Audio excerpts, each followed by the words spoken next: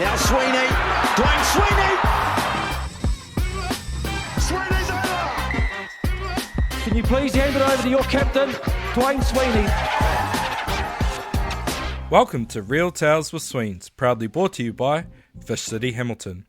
Fish City has been servicing the Waikatos fishing, boating and outdoor needs for over 30 years, and now, with the help of their online store, their great range of products and outstanding customer service is available across New Zealand. This episode I catch up with Mark Collins. Mark is a deckhand, skipper, boat builder and an extremely well-rounded fisherman. As you'll hear through this podcast, Mark has gained a very high skill set built up over time when it comes to all things fishing. We cover a range of topics from our first time meeting at the boat ramp to catching a marlin on our very first day fishing together. We also discuss targeting swordfish, the skills he developed fishing on a wharf, catching over 10 billfish with his son, kingfish over 50 kilos on pursuit, epic 14-hour-long battles with fish, and so much more. As always, the show notes will be available on Real Tales with Sweens Instagram and Facebook pages, as well as the website realtaleswithsweens.com. Good George also have a 15% discount available for all you listeners. Just use the discount code REALTALES before checking out of their online store. The link to their store is also available on the realtaleswithsweens.com homepage. Lastly, I want to thank Mark for coming on the podcast, as I know it is well out of your comfort zone, mate. I'm truly grateful for your time and sharing of your tale and knowledge with all of us. So join me as we get to know Mark Collins. Enjoy the podcast. Yo, yo. Yo, Mum yo. spaghetti. Is that where MC Boatworks comes from? Mum spaghetti? No, just like you're an MC, rapper. Oh, yeah, definitely not. Isn't that how it works? That's what MC is, eh? Microphone control. Yeah. Is it? Is that what it means? I think so, yeah. I don't know. So you're like far from microphone control. You're like the boat version of Eminem. I can't even control myself. MC Boatworks. The Eminem of boat repairs. Mark Collins. Oh, we might as well start, eh? May as well, it's 9/11. It is. What better time to start? What better time to start? Oh, well, so I guess welcome Mark Collins to Real Tales for Sweens. This has been a very highly anticipated episode. When did we first start talking about you coming on? The first Angler's Escape, eh?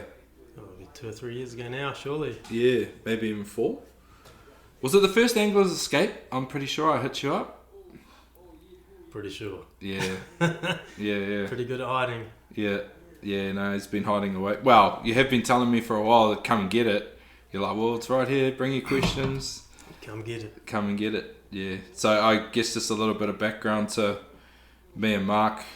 Have a lot of mutual friends or share the same passion for fishing, and those of you that have listened would have heard the episodes with Aaron Stiles from Just Another Fisherman. So Mark was actually the first ever sponsored angler for JAF, which is pretty cool, and that's something that we'll probably touch on during this podcast. But yeah, really good mates with Aaron, and we kind of met, I guess, through social media first, eh? Yeah. I think the first time we ever met in person was at the boat ramp at Manu Bay. You hit me up when I was going to come for a fish out Raglan. Yeah. Met up Manu Bay. Yeah. You had Finn. How old was Finn then? Like 2, eh? He was 2. Yeah. My 16-foot hands. Yeah. That you'd... Pretty dedicated. Yeah, very, very dedicated. 30 miles offshore. Yeah. Yeah, 30 miles offshore with a 2-year-old. No sunblock. Little man was pretty red at the end of the day when I saw you back at the ramp, but... Heaps of donuts. Yeah. Good. Yeah. No, he was frothing. Yeah, it was quite cool. I was actually fishing with Callum Wood that day, and we sort of talked about it after, and we're like, how cool is it that, Finn's going to grow up, with that sort of, I guess, access into the knowledge that you've gained over years, and we'll no doubt talk about that too as the podcast goes on, but like Finn, he's full noise, loves his fishing, he's right into it. Man, he's a living legend. Ask him about it. Yeah. So I guess, I don't really know sort of where to start with this one. There's shitloads of of content that we'll sort of chew through our way through over time, but I was pretty keen to, we might as well sort of start, instead of going way back to the start, I think we'll double back there, but sort of talk about the here and now. So we mentioned Anglers Escape there, but you've been a part of that, part of the OG crew that was there in that first year, and that's, when were we there? Maybe a couple of weeks ago, or 3-4 weeks ago now? It was first week of May. First week of May, yeah. So we're just coming to end of May now, eh? Yeah. So just in terms of Anglers Escape, what are your kind of memories from, I guess, the last 4 years? Last year being at Reef Lodge, this year, so. Oh, it's always windy. That's about sums up our trip every year, isn't it? Yeah. Nah, windy. it's good. It's a good trip. Mm. Like, I think this year there was 130 people. It's a big group, so no, it's good. Yeah. Every What was there year, in the first year? 30 or 40.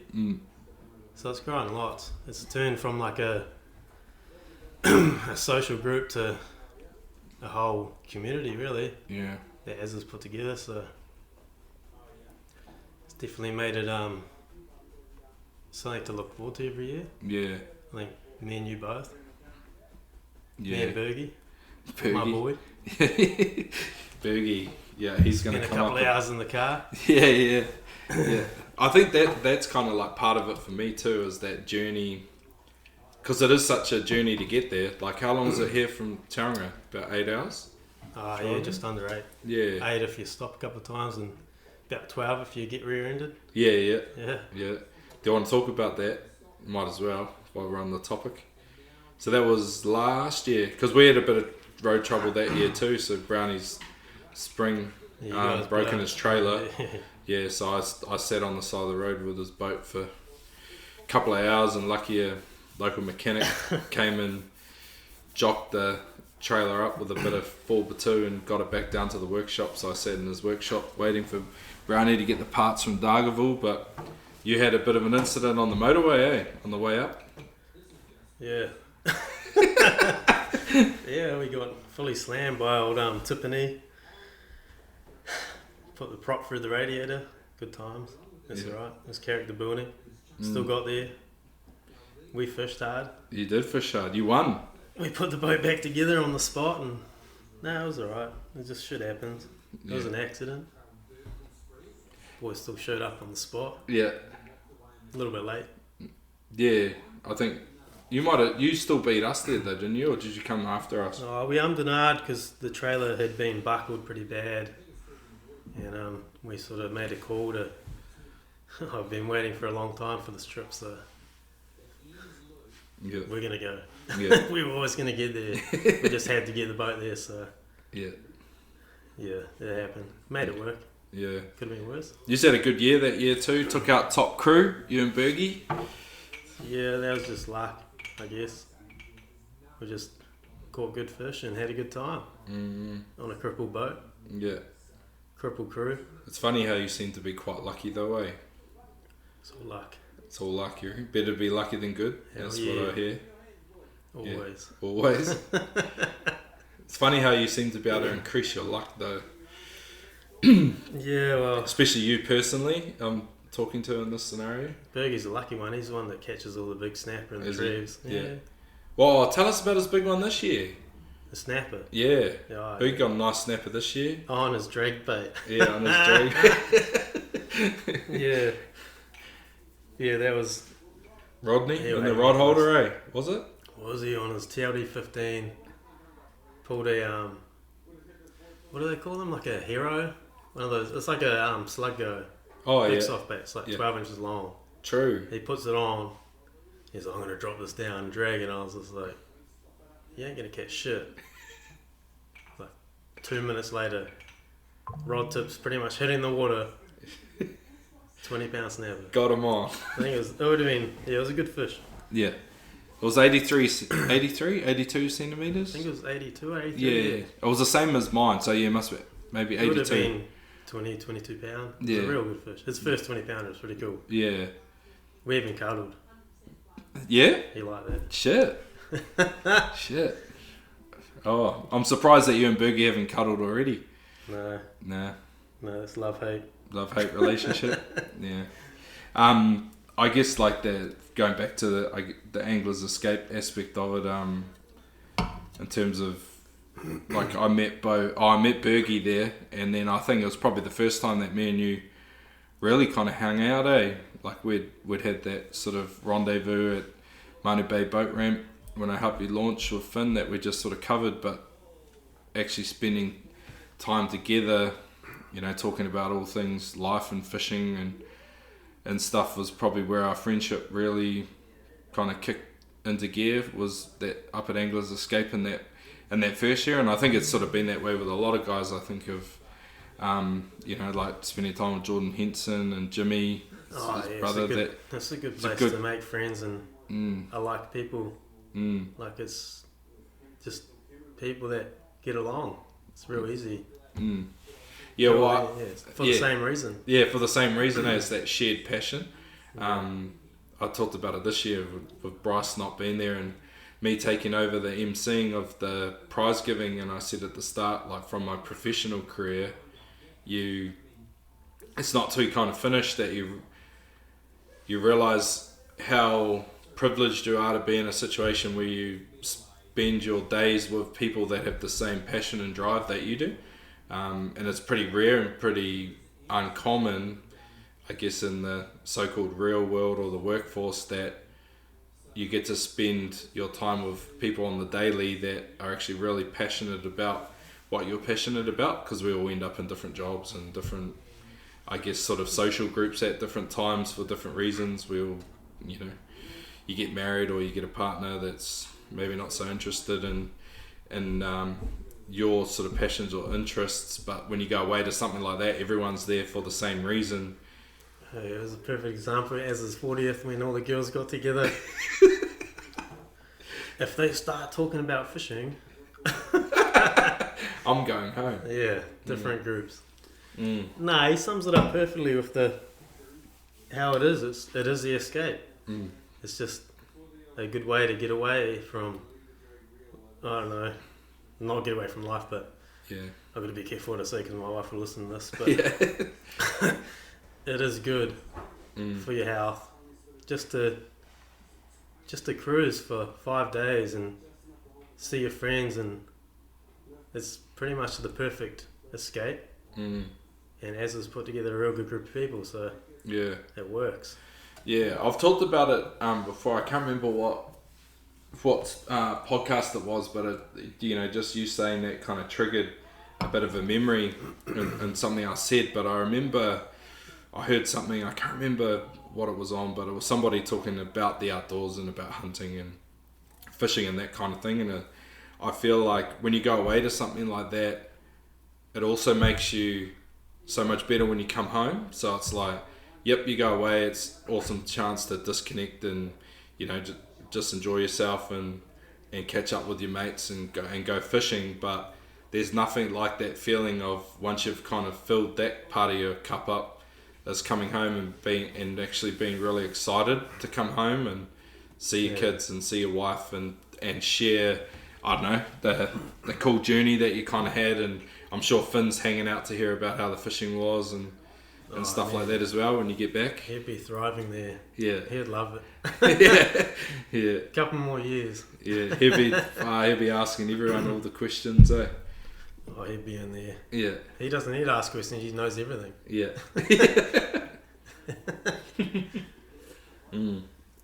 Nah, but it is it's a really cool thing that Az has put together. And I guess, like, if you think about Jaff as a whole and as a brand, like, he had a vision of building a community of like-minded people, and we heard it in the last podcast amongst all the F-bombs that he threw out.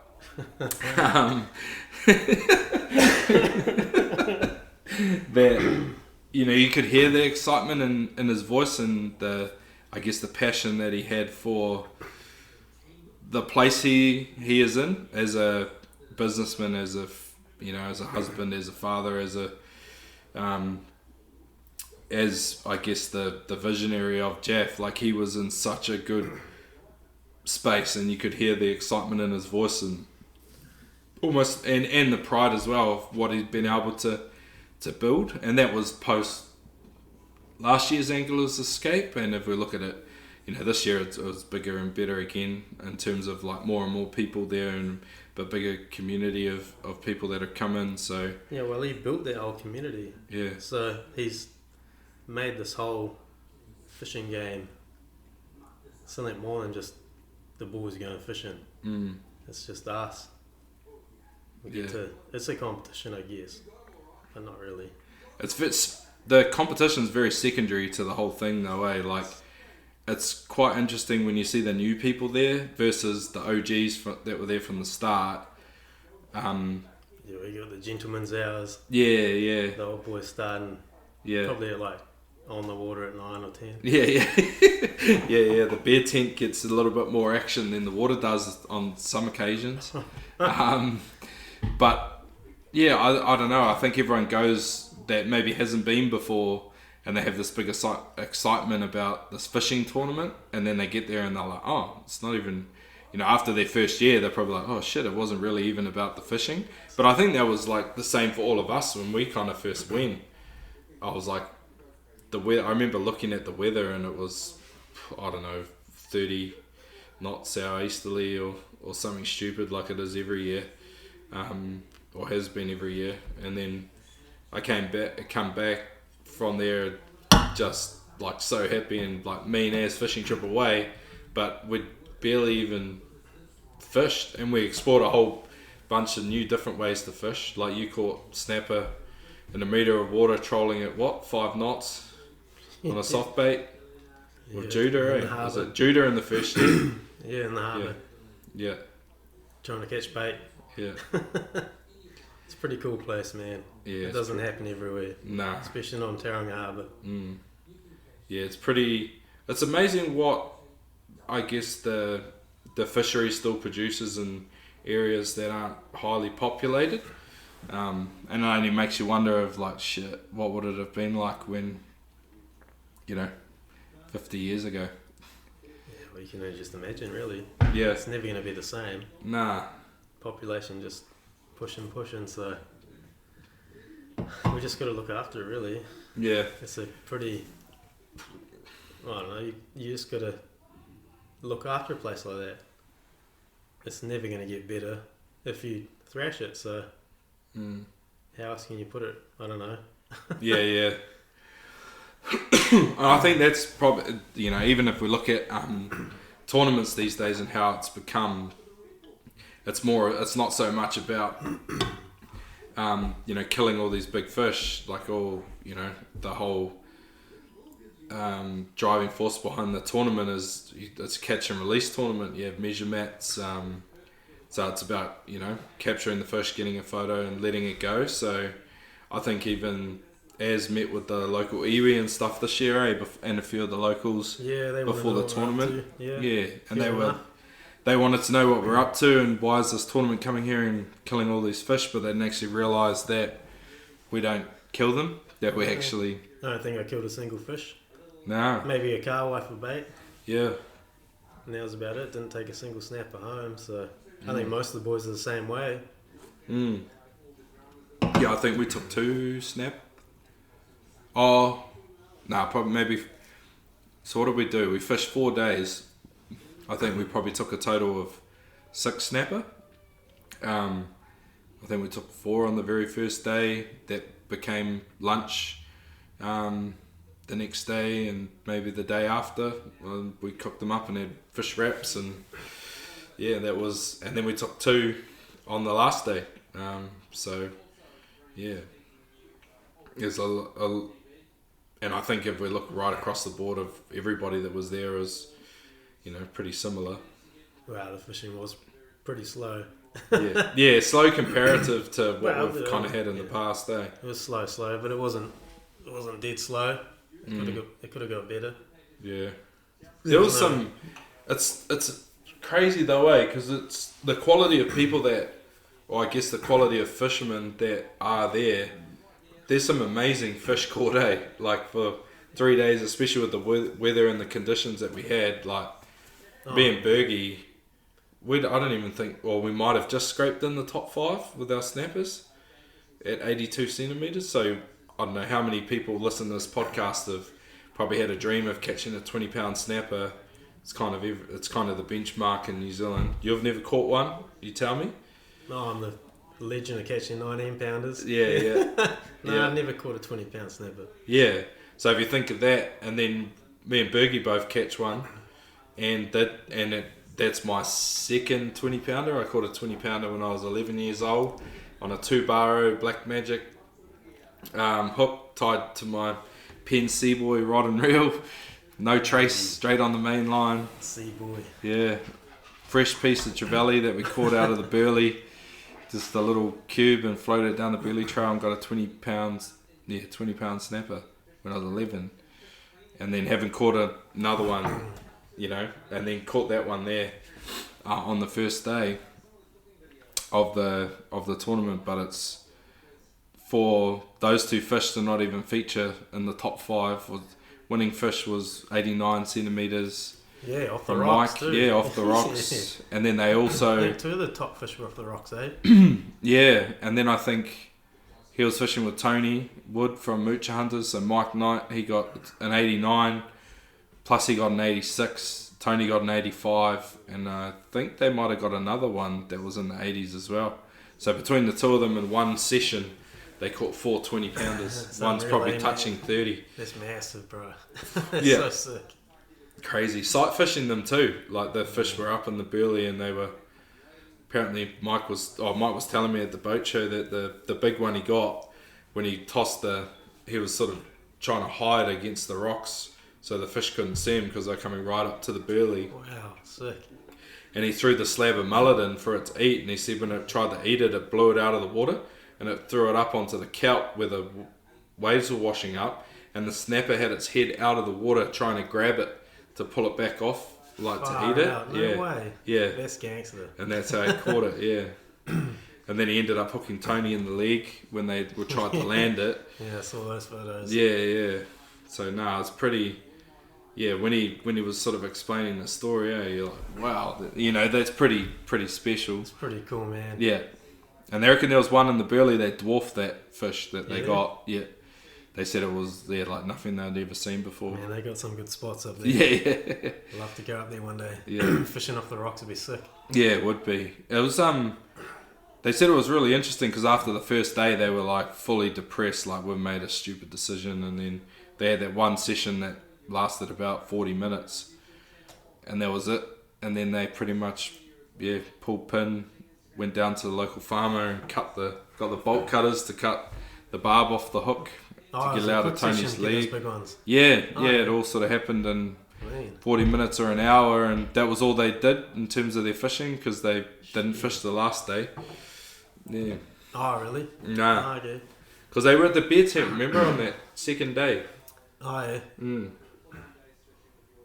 Yeah, alright. We're back from a little break, just sorting out a few Rum and shoes. rums, refreshments. We were talking about anglers escape and big snappers, but I guess we might as well jump to something else we've done recently, and this can sort of cross into your new boat as well. So the first trip we had out on your new boat, we managed to, I was lucky enough to get the invite to come over with you and Finn. So and you get lucky. I got Keyword. Yeah, lucky. I was lucky to get the invite, and then You weren't lucky to get the invite, as the fish were lucky. the fish were lucky. No, Yeah.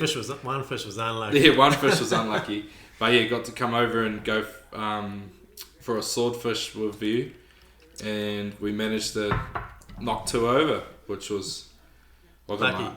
Lucky, and I got my ass handed to me by the second one. Yes. I got dealt to by the first one, so You did. there was a bit of a trade-off. Yeah. So I guess we'll talk about that trip, and then we can see where it goes, whether it goes into the new boat or into sword fishing itself. But I guess for me, it was really cool to be able to go, because sword fishing is not something I've done a lot of, but I've been really, really fortunate at the people I've got to do it with. So or lucky. We'll use the word lucky since it's the Fortunate. key. Yeah, fortunate, lucky, same thing.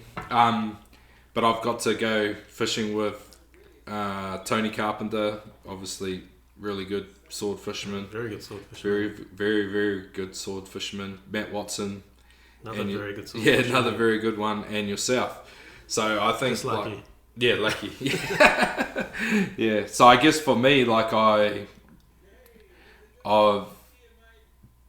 been lucky enough to be able to learn off some of the best to have ever done it, and I think like, you know, you all have your own way, but all similar in the fact that all extremely good at understanding, I guess, the behaviour, or behaviour is probably not the right word, but the habits of the fish and where they would likely be, and what I guess the hunting aspect of understanding, you know, where a swordfish is going to be to increases your chances of being lucky. Yes. Yeah. Don't worry, I'm not going to pester you for your secrets. You don't have to be so guarded. But I guess like, how was that day for you? Like, were you kind of expecting the day that we had going out there? No, I just go out there and expect to have fun, and Yeah. just going fishing. Mm. It was good. And then just, catching 2 fish is the bonus. Out the front, out of home, on the boat. Yeah. But I don't know, they all, you just don't overthink it. Just treat them like the best way I can put it is you treat it like any other predatory fish. Like, you got to find your structure, you find your bait, you find your current, find your drift. Yeah. You present that bait to that fish. Now we got the advantage of sonar, so you can see the bait. If you're really lucky, you can see the fish, which doesn't happen too often. But Did we mark the second one? Mark the second one, Yeah. we dropped that bait on his head, Yeah. and we got him. It was like 5 seconds, Yeah. if that. Yeah. Yeah, it's cool. Yeah. Very cool. I remember the weight coming off, wound the bait up, and Finn called it first, he was like, "Oh, there was a swordfish," and then like literally just stopped winding the rod, and I thought I saw something on the tip in terms of like a tap or something, because it still wasn't that nice, It was still a little bit lumpy that morning. It was definitely lumpy on the way out. It was pretty rolly. Yeah, it was pretty rolly on the first fish, but the second one was starting to went come. overboard on one of them. Yeah, the second one. We'll get to that. But I The remember reason like, I've lowered my floor. yeah. If Finn made the comment, and then I remember just literally like he said it, and then the tip just, you know, as it drops and rises with the swell, it just stayed down and just Yeah, now it's textbook bite. textbook drag up, wound into it, and just tight. Yeah, got him on. But yeah, I guess like I'm a real big believer in, and then Az talks about this, and he uses this terminology a lot, like good juju. And I always find when you fish with good people, or you have a good environment in the boat, you tend to have good fishing. And good energy. Yeah, good it energy does. and positivity It does, and stuff. Yeah, you believe in that in the same way? Me and Az we have like amazing fishing. Yeah, We just have fun. yeah, Same as me and Boogie. yeah. We're not going out to be serious. We're just going out there to have fun, and we just have good fishing. Yeah. I guess the energy does help. Mm. You go out there a little bit too serious, then sure, like, you can have a good day any day. Mm. But it's good to be with good company and good people. That's pretty much these days what I care about. Yeah. I'm not going out there to win any fucking world titles. Nah. That's my first F-bomb as. Yeah. How many more I got to go? About 200? Yeah, maybe maybe a bit more if I didn't edit it so much. Yeah, but yeah, I think fishing can be a really funny one, because there can be a lot of ego with fishing, I find, and quite often like when I kind of see that, I almost feel a little bit sad at times, because I'm like, man, why did you get into this? Like, I guarantee, like the people that, maybe... It'd be like any sport though, like you with rugby. Yeah. There's ego in anything. Yeah, there is. Yeah, definitely. But it's like, you got to remind yourself of why you started it, and why you picked up a ball, why you first, picked up a fishing rod, or... It makes you feel good. Yeah, it's because of that connection to something normally, like, like we all kind of inherit our passions or habits or traits, good and bad, generally from those who come before us, our fathers, grandfathers, that kind of stuff. So a lot of what we do is modeled behavior off what we've seen. So for me, like with fishing, it's definitely that. Like, I learned to fish from dad, and that was what we used to do, and I used to, love, anything that dad did, kind of thing. But we all came from little humble beginnings of fishing, surely. mm A few of us are lucky enough to get brought up in the big boat scene, I guess. But a lot of my mates were brought up pretty much fishing off a wharf, so start from there, and it was good. Yeah. Learn from the ABCs. Yeah. That's what counted, really. Yeah. Just learn how to turn a piece of bread into a piper, which you can turn into a kingfish or John Dory or whatever. Yeah. It's good fun. Yeah. That's what I used to love it. It was so good. Yeah. Never got old. Nah. It still doesn't get old. Nah. Well, it's the same, right? Like, I heard you just explain there about, sort of targeting and finding those swordfish that day. It's a very simple process to you. It's like, like work out the structure, find the bait, work out your drift. We find the current, work out your drift, present that bait. And, like a lot of what you said in there is, so when you kind of break down any form of fishing, it's exactly that. It's whether you fish with lures, whether you fish with live baits, dead baits, whatever form of fishing you're doing, you're still trying to, in a way, trick that fish that is meant to be there. And there's different equations every time, but you're still trying to do the same thing, as to present that bait in the right place, whether it be a lure or a live bait or a dead bait, whether it's 500 meters down or whether it's on the surface. Yeah, it's like quite a simple process, which we can overcomplicate as humans a lot of the time, right? Yeah, well, to be honest, fish are not that smart. You just got to work your way around it. Yeah. Once you figure it out, you can make it work. Sure, there's days you catch nothing. Everyone has a shit day. Yeah. But you can make it work better if you if you sort of know and learn the ins and outs, and you just got to think like the fish, I guess. Sounds corny as. Yeah. It's the simplest way to put it. Surely. Yeah. But I'm not good at explaining this shit, but no, you're doing a good job. I've just done it for so long. Yeah. Yeah. No, you're doing a good job. But like the one thing that I guess when you start talking about game fish and swordfish and marlin and tuna and all that kind of thing, because obviously I've got into the game fishing aspect of fishing the last few years, but it was maybe 2 years ago, I remember talking to Bonds actually, and he made the comment, might have been going out, I was like, man, hopefully get one tomorrow, that'd be good, or something like that, like a passing comment. He was, we got a 50-50 chance, and I was like, oh, fuck, that's pretty high. Pretty good odds. Yeah, and he was like, well, you either get him or you don't. Like 50-50. And then I was just like, he goes, I used to say it to my clients all the time when he was, skippering boats and stuff, and they're like, what's our chance of getting one today? And he's like, 50-50. And he's like, every time you say it, the client or the person is pumped. They're like, oh shit, 50%, shit, that's good odds. And it's like, yeah, well, we're either going to get one or we're not going to get one. Like it's that simple. And I've used it a lot, like with different mates and stuff. But it's so funny by putting a number on it or a percentage on it, it changes the perception of the situation. So it's like, you know, when we went out sword fishing, and it was like, oh yeah, you know, and if we're talking to, you know, Finn said, oh, do you reckon we're going to get one today? And I was like, I reckon we've got a 50-50 chance. He'd be like, oh, it's good odds. Like, that's pretty mean.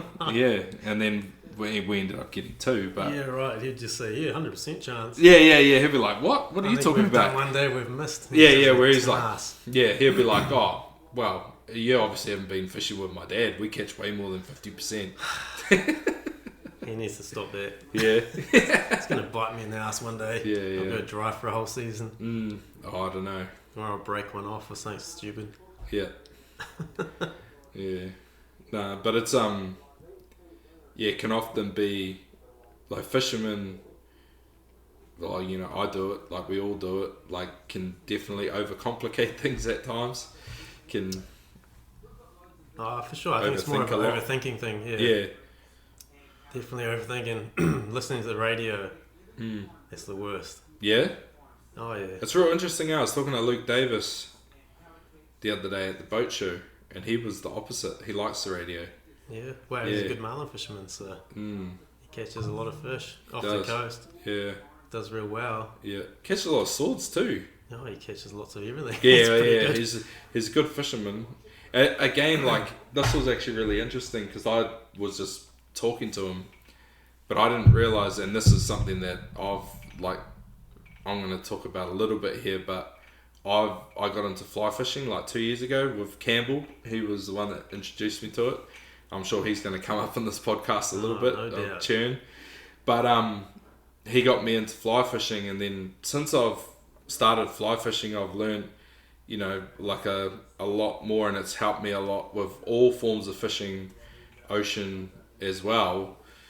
But like you spoke about there in terms of the process of like understanding like where the bait is or where the food is, you know, the current presenting, you know, all of that speaks to fly fishing. It's like being able to read the river. Where's a fish likely to sit? Why is it likely to sit there? It's the whole aspect. Yeah, how's the food going to present to that fish? Like, how is that? And I guess with fly fishing, a lot of the time you've got the visual aspect. You can see the fish, so you can watch its behaviour. You can see, oh yeah, he's sitting in behind that rock. The water's a little bit softer there. The main flow's just off the side, so he's not burning as much energy. But if he's going to feed, he's going to go out to the right, and you can sit there and watch the pattern. And you're like, oh, he's coming out to eat, and say, all right, so I need the cast to be on the right side of that rock. I need to be able to mend my line, so when it presents nice and natural, it's got to be in that spot when it comes past them, and then I'll get the chance of like him to eat it. So I guess like with that aspect of, you know, like the fly fishing aspect and what I've learned from doing that and being able to apply that into my saltwater fishing, when I started talking to Luke Davis, and then fly fishing comes up and he's like, oh yeah, it's the first form of fishing I ever learnt. And then I'm like, oh okay, that explains a lot. Yeah. So it explains a lot of like why he's obviously learnt how to apply those skills for a long period of time across into the saltwater fishing. It's the same thing. He's a good angler. He can think like a fish. Yeah, I reckon he is part fish. He's like you. Line. Yeah, he's like you. There's a few people I've met in my life that I reckon are like part fish. I've only fished with him when we went to the Wanganella banks, but he knows how to catch a fish. Yeah. He's good. He's a good fisherman. He seems to, like everybody I kind of talk to that has fished with Luke too, he's good at all aspects of it. Mm-hmm. Yeah, they're just like, oh bro, you want to not tied, you want that tied, you want this prepared. Like it's like he just catch a swordfish, a marlin, a snapper, a piper, a spotty, whatever bait. It's good. That's what you want to be able to do. Yeah. All the ingredients. I guess that day with the swords, like we had, and this is one thing I guess I did want to sort of talk about, but you talked about the drift there, but the bit that I spoke about how I got to fish with Matt Watson and Tony and yourself, and I put you in that same, I guess, kind of category in terms of like quality of fishermen. especially when it comes to, kind of, the diversity in all forms of fishing. But their ability to be able to put the boat in the right position is like real key, because obviously that leads to the presentation of the bait. Like you said, we dropped that bait right on top of that fish's head. Is that was that a skill taught or a skill learnt for you? Yeah, there's quite a lot of learning. Yeah. For sure. Like years and years.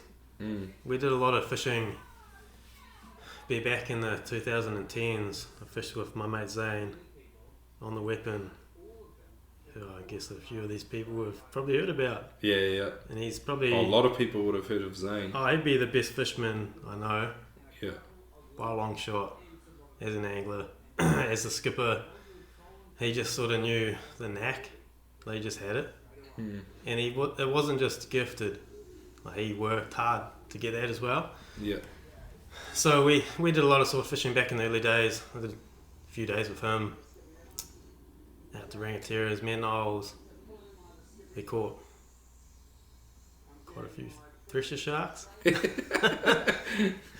we won't talk about. Yeah. And we caught a few swords, and he got real good at it. Pretty much. So humbly, but he endeavoured the daytime sword fishing out of the Bablini, for sure. He's an amazing fisherman. Yeah. Still is. Yeah. Always will be, but we haven't fished together for a while, so... Yeah. He sold the Weapon, eh? Yeah, he did. Yeah. Yeah, he sold it. It'd be a while ago now. It'd be 3 or 4 years. So. Yeah. Yeah, because I've I guess like when I sort of cut my teeth in the game fishing scene and with Mere Island and how it produces, great bait fishing and stuff like that. That was how I kind of first got into it. Caught my first marlin in 80 metres of water. It's pretty much straight out of Whangamata there. I used to always see Zane out there. Like every day I went, if it was good weather, he was there. Oh, yes. Yeah.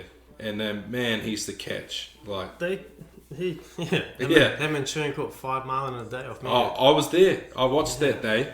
Yeah, that was a very humbling experience. Cool. Yeah, very cool. And then didn't they go back the next day and catch a black? I think they caught a black. Really nice They black? caught a real big black, I think. Yeah. Him and Campbell, I think. I can't remember us on the boat. Maybe Sam. Yeah. I was there that day that they caught 5. It was I was fishing. I wasn't on my boat. I was fishing with a good mate of mine, Tim. I remember we were sort of came trolling in there, and we saw the splashing, and we're like, dolphins. That's just what it looked like.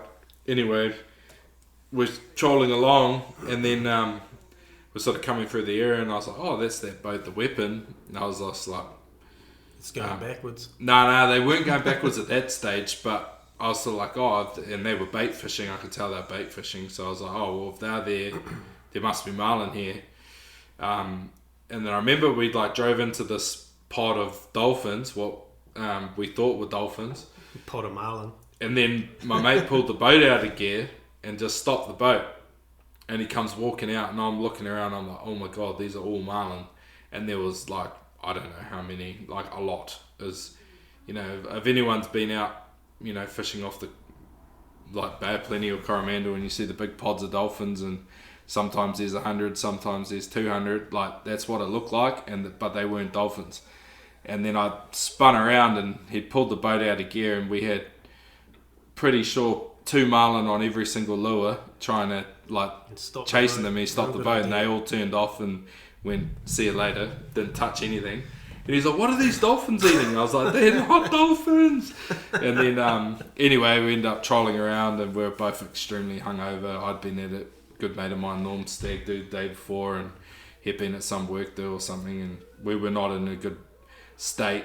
We weren't concentrating that well, and we're like, man, we've got to get it, because then all of a sudden we look over and the Weapon's going backwards, and they had a marlin There's jumping. too many marlin here, let's get out of here. Yeah, so we're home. we trawled around and finally got a skippy, and I think we killed 3 before we managed to get a bait out, and then we got it out, and we got bit, and we're like, yo, we're on. Came tight, and then this marlin starts jumping, and then I'm like, the line straight in the line angle of my line, and I'm like, oh yo, we're on. It's like Big skippy.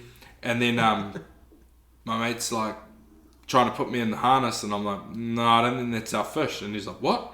And then I see the weapon like going backwards again alongside us, probably on fish 2 or 3 by this stage, maybe even 4 or 5. But then I was like, nah, this is not running. Like, so I was like, that's not our fish because it's jumping and going nuts. So, yeah, I wound in like a 4-foot Marco shark. So that was a pretty humbling experience. So we got another couple of skippies, but we didn't end up getting a bite. But yeah, we enjoyed the show that Zane and Churn put on for us. Catching 5 in a day. Day of days. Yeah. No, it was it's definitely like, yeah, I Zane's kind of like this mythical person to me because I've seen him a lot on the water. I wouldn't even know what he looked like if I walked past him in the street. I used to be able to pick his boat out from a mile away. It was sort of like a beacon of light. If you saw him, you knew you were in the right area. Yeah, he's a very humble guy. Yeah. I know, I guess you guys, like, together pioneering that daytime sort of sword fishing out of the Bay of Plenty, the 290. That secret spot? Yeah, the secret spot that's not so secret anymore. Yeah, no. No, it is. It's a really popular spot now. Yeah. That was good. Yeah. It was the early days. That was the first time I think we hooked a sword. And I think it was the first time we caught swords in the daytime out of Tauranga. We got 2. I think we got 2 in a day. After we navigated through all the knolls from west all the way to east. Yeah. Where all the thresher shark nests were. But no, it's a good spot. It still produces fish now. It's like the garden patch, I guess. Yeah. They got all the... That's probably a bigger area up there, but the 290 gets pretty packed these days. It's good though. Still produces. Year on year. Well, it's fished quite well this year, eh? Like, it's had some pretty good days. I remember Campbell and Zach Holmberg fished it. The day you caught your marlin with the family. Oh yeah. Yeah, and there was a bunch of boats there, and I think they all, I think Zach and Campbell pulled one off on the leader. Might have got tangled up in the line or something, but I think from memory, all the other boats that were fishing there, was 3 or 4 boats, most of them sort of hit like at least 2 on, and most of them caught a fish. So yeah, no, it still holds fish. Well, it's just a big canyon, so yeah, it's just a big feed. Be there at the right time when the food's there. Wow, you get the current in there, and yeah, all the feed pushes in there, and it works. It's a good spot, but yeah, you got competition. Yeah, every time. Yeah, every time there's going to be 15 disco lights down there. Yeah, you just got to get lucky. Yeah, lucky. There's that word again. Yeah. In terms of the boat, so obviously that that wasn't the first trip you had out, eh? Because you fished the Friday before we went. We brought it back from Auckland and fished for a day. Yeah. So the sword fishing day and came up skunk, but made up for it the Sunday when we went out. Yeah, we did. Which probably highly disappointed your mate that went with you on the Friday. Oh yeah. Yeah. Zana was sad. Yeah. He was not happy. That's alright. Yeah. Caught him my marlin last year, so he can't be that salty. Oh yeah. Nice. Yeah. No, the boat goes good. It's good fun. Yeah. Be good for the family and catches a fish. Well, we caught a couple of fish that day and now I've ripped it to bits, so... Yeah. So it's in pieces at the moment. What's the first on the agenda? Obviously being a boat builder yourself. Gonna tick away on a few jobs. The floor's out, eh? Yeah, we pulled the floor. The floor was pretty rotten. So and the duckboard, eh? Duckboard's gone. Yeah. You saw the duckboard. Yeah. That needed to go. Yeah. It was sagging. It was pretty heavy, man. Yeah. No, that was coming off always. And floor's gonna get rebuilt. Hull's gonna get painted. It's got clears on it now. Oh yeah, the clear's on. Yeah. Cool. No, the guy from Hamilton and Master Trim came and done that, so that's good. Yeah. No more wind in the face upstairs. Oh, just chipping away. Yeah. Yeah. It's no rush. Nah. Just got to make it, well, I've got to make it pretty for my wife. Yeah. Pretty much the main goal. Yeah. It's got to be a fishing boat, and it's got to be, it's got to be good for the family. So, it'll be fun. Yeah. It'll be good. Yeah. We go from a real small boat to something a bit bigger, so we can all enjoy it. Hopefully go away for Christmas and do a bit of a trip to the Mercs, which is the goal. Just a little bit of itchy grinding and all the shit stuff. Yeah. Yeah. If you own a boat, you know what I'm talking about. It's shit. Yeah. So so at the moment, like you got the floor out. How long a time frame's a job like that to redo the floor? Obviously, like your full-time hours, maybe like 20. Oh yeah. With me, like. Yeah. But obviously, you still have other jobs 20 to weeks. do. Yeah. Yeah. Nah, it'll be done by summer. Mm. If it's not, then there'll be a cheap Bertram coming up. One of the questions actually I got, and this is probably like something we can do as we tick our way through, rather than doing all the questions at the end, because it's all good. sometimes you end up bloody, kind of half talking about stuff and you got to double back. But one actually came up. I'm just trying to flick through. Oh, someone asked the question, what motor's going in the Bertram? But do you want to talk about that? Because obviously from my understanding, the engine's good. No, I bought the boat for the engine, so it's sound. Yeah. It's got a 230 Volvo diesel in it, so cruise 25 knots all day. Yeah. Uses no diesel. Yeah. I don't know what it burns. It hasn't got a computer, so yeah. Just don't look. Yeah. Fill it up. No, it won't be repowered. Yeah. Not on my watch. Yeah. I ain't that big dog. Yeah. Yeah.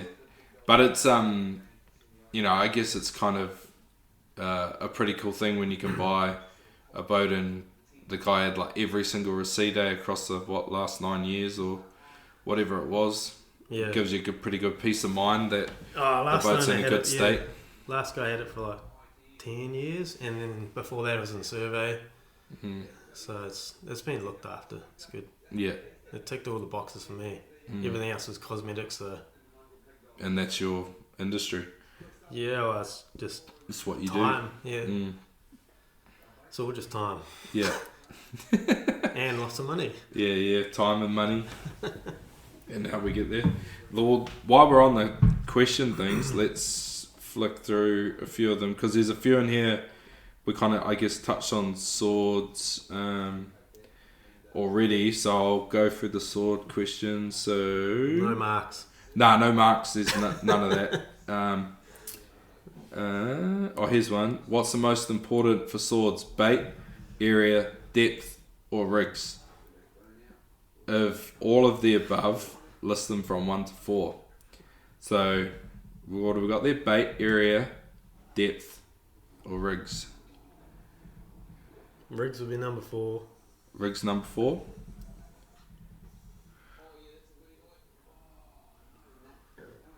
Ooh, area would be number 3. Yeah. I guess it's all about presentation. Bait. Yeah. Presentation on the depth. Yeah. Find that bait. Mm. You put your bait in that depth with the Yeah. So I guess Yeah. With the presentation of the bait in the right area, I've seen like a number of different ways. Like obviously with a fish with Matt, and he goes out at the start of the season and drops his line and puts markers on the line for like certain depths. Tony calculates and computes the winds on the spool, so he knows exactly how many winds to get the bait into a certain depth from the bottom. With you, because we didn't do anything like that. Yeah. 31's up, boy. Yeah. Yeah. Are you just the same all the time? In terms of like that No, distance? I do fish the bait. Yeah. I do. I do. That I'm just day trying we to were think fishing the bait. what was the bait that day off It the was bottom? on the bottom. Yeah. All the way up. Yeah, stacked up to like 100 metres off the bottom. yeah, so we're in like 500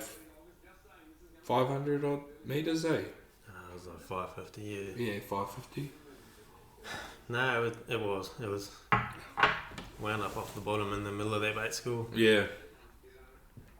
But it was like proper bait school. It was like balls of bait It was good. on the bottom. No, it was as good as it gets. Yeah. If you didn't get a bite in that, then They weren't there. go somewhere else. Yeah. No, it was good. Yeah. They were there. Yeah. Well, that's good. So, what order did we decide? Rig was doesn't 4. matter. Rig doesn't matter. Well, it does. It does matter. Yeah. You've got to. They all matter, right? You have to rig your shit properly. Like, Yeah. come on. Yeah. You need to have at least a good hook. Yeah. You got a sharp hook for a starter. Yeah. J or circle, whatever you want to fish. Yeah. Some lights on there. At least 2 lights. Yeah. You want your bait presented properly. Yeah. It needs to look like you got a squid on there. It needs to look like a fish that's sitting there, natural. Just like straddling a snapper. Think about that. Yeah, 500 meters down. It's the exact same thing, but you're 500 meters instead of 5. Just think Or about 25. it. Yeah. That's Yeah. the simplest way to put it, surely. Yeah. Well, here's another one that kind of leads to the same thing. Please talk us through location, planning, indicators that up your confidence for marlins and or sword fishing trip. So like when you're kind of planning, I guess, where to go, could be marlin or swords. What are the key kind of indicators that you're looking for? I guess they're probably meaning like SST charts. Okay, so marlin fishing be SSTs Yeah. straight off the bat. So, I'm not really a lure fisherman. Anyone would know that. Most of my marlin I catch are on baits. Yeah. You know that. Yeah. I caught a marlin on a lure this year on my boat. Yeah. That was a fluke.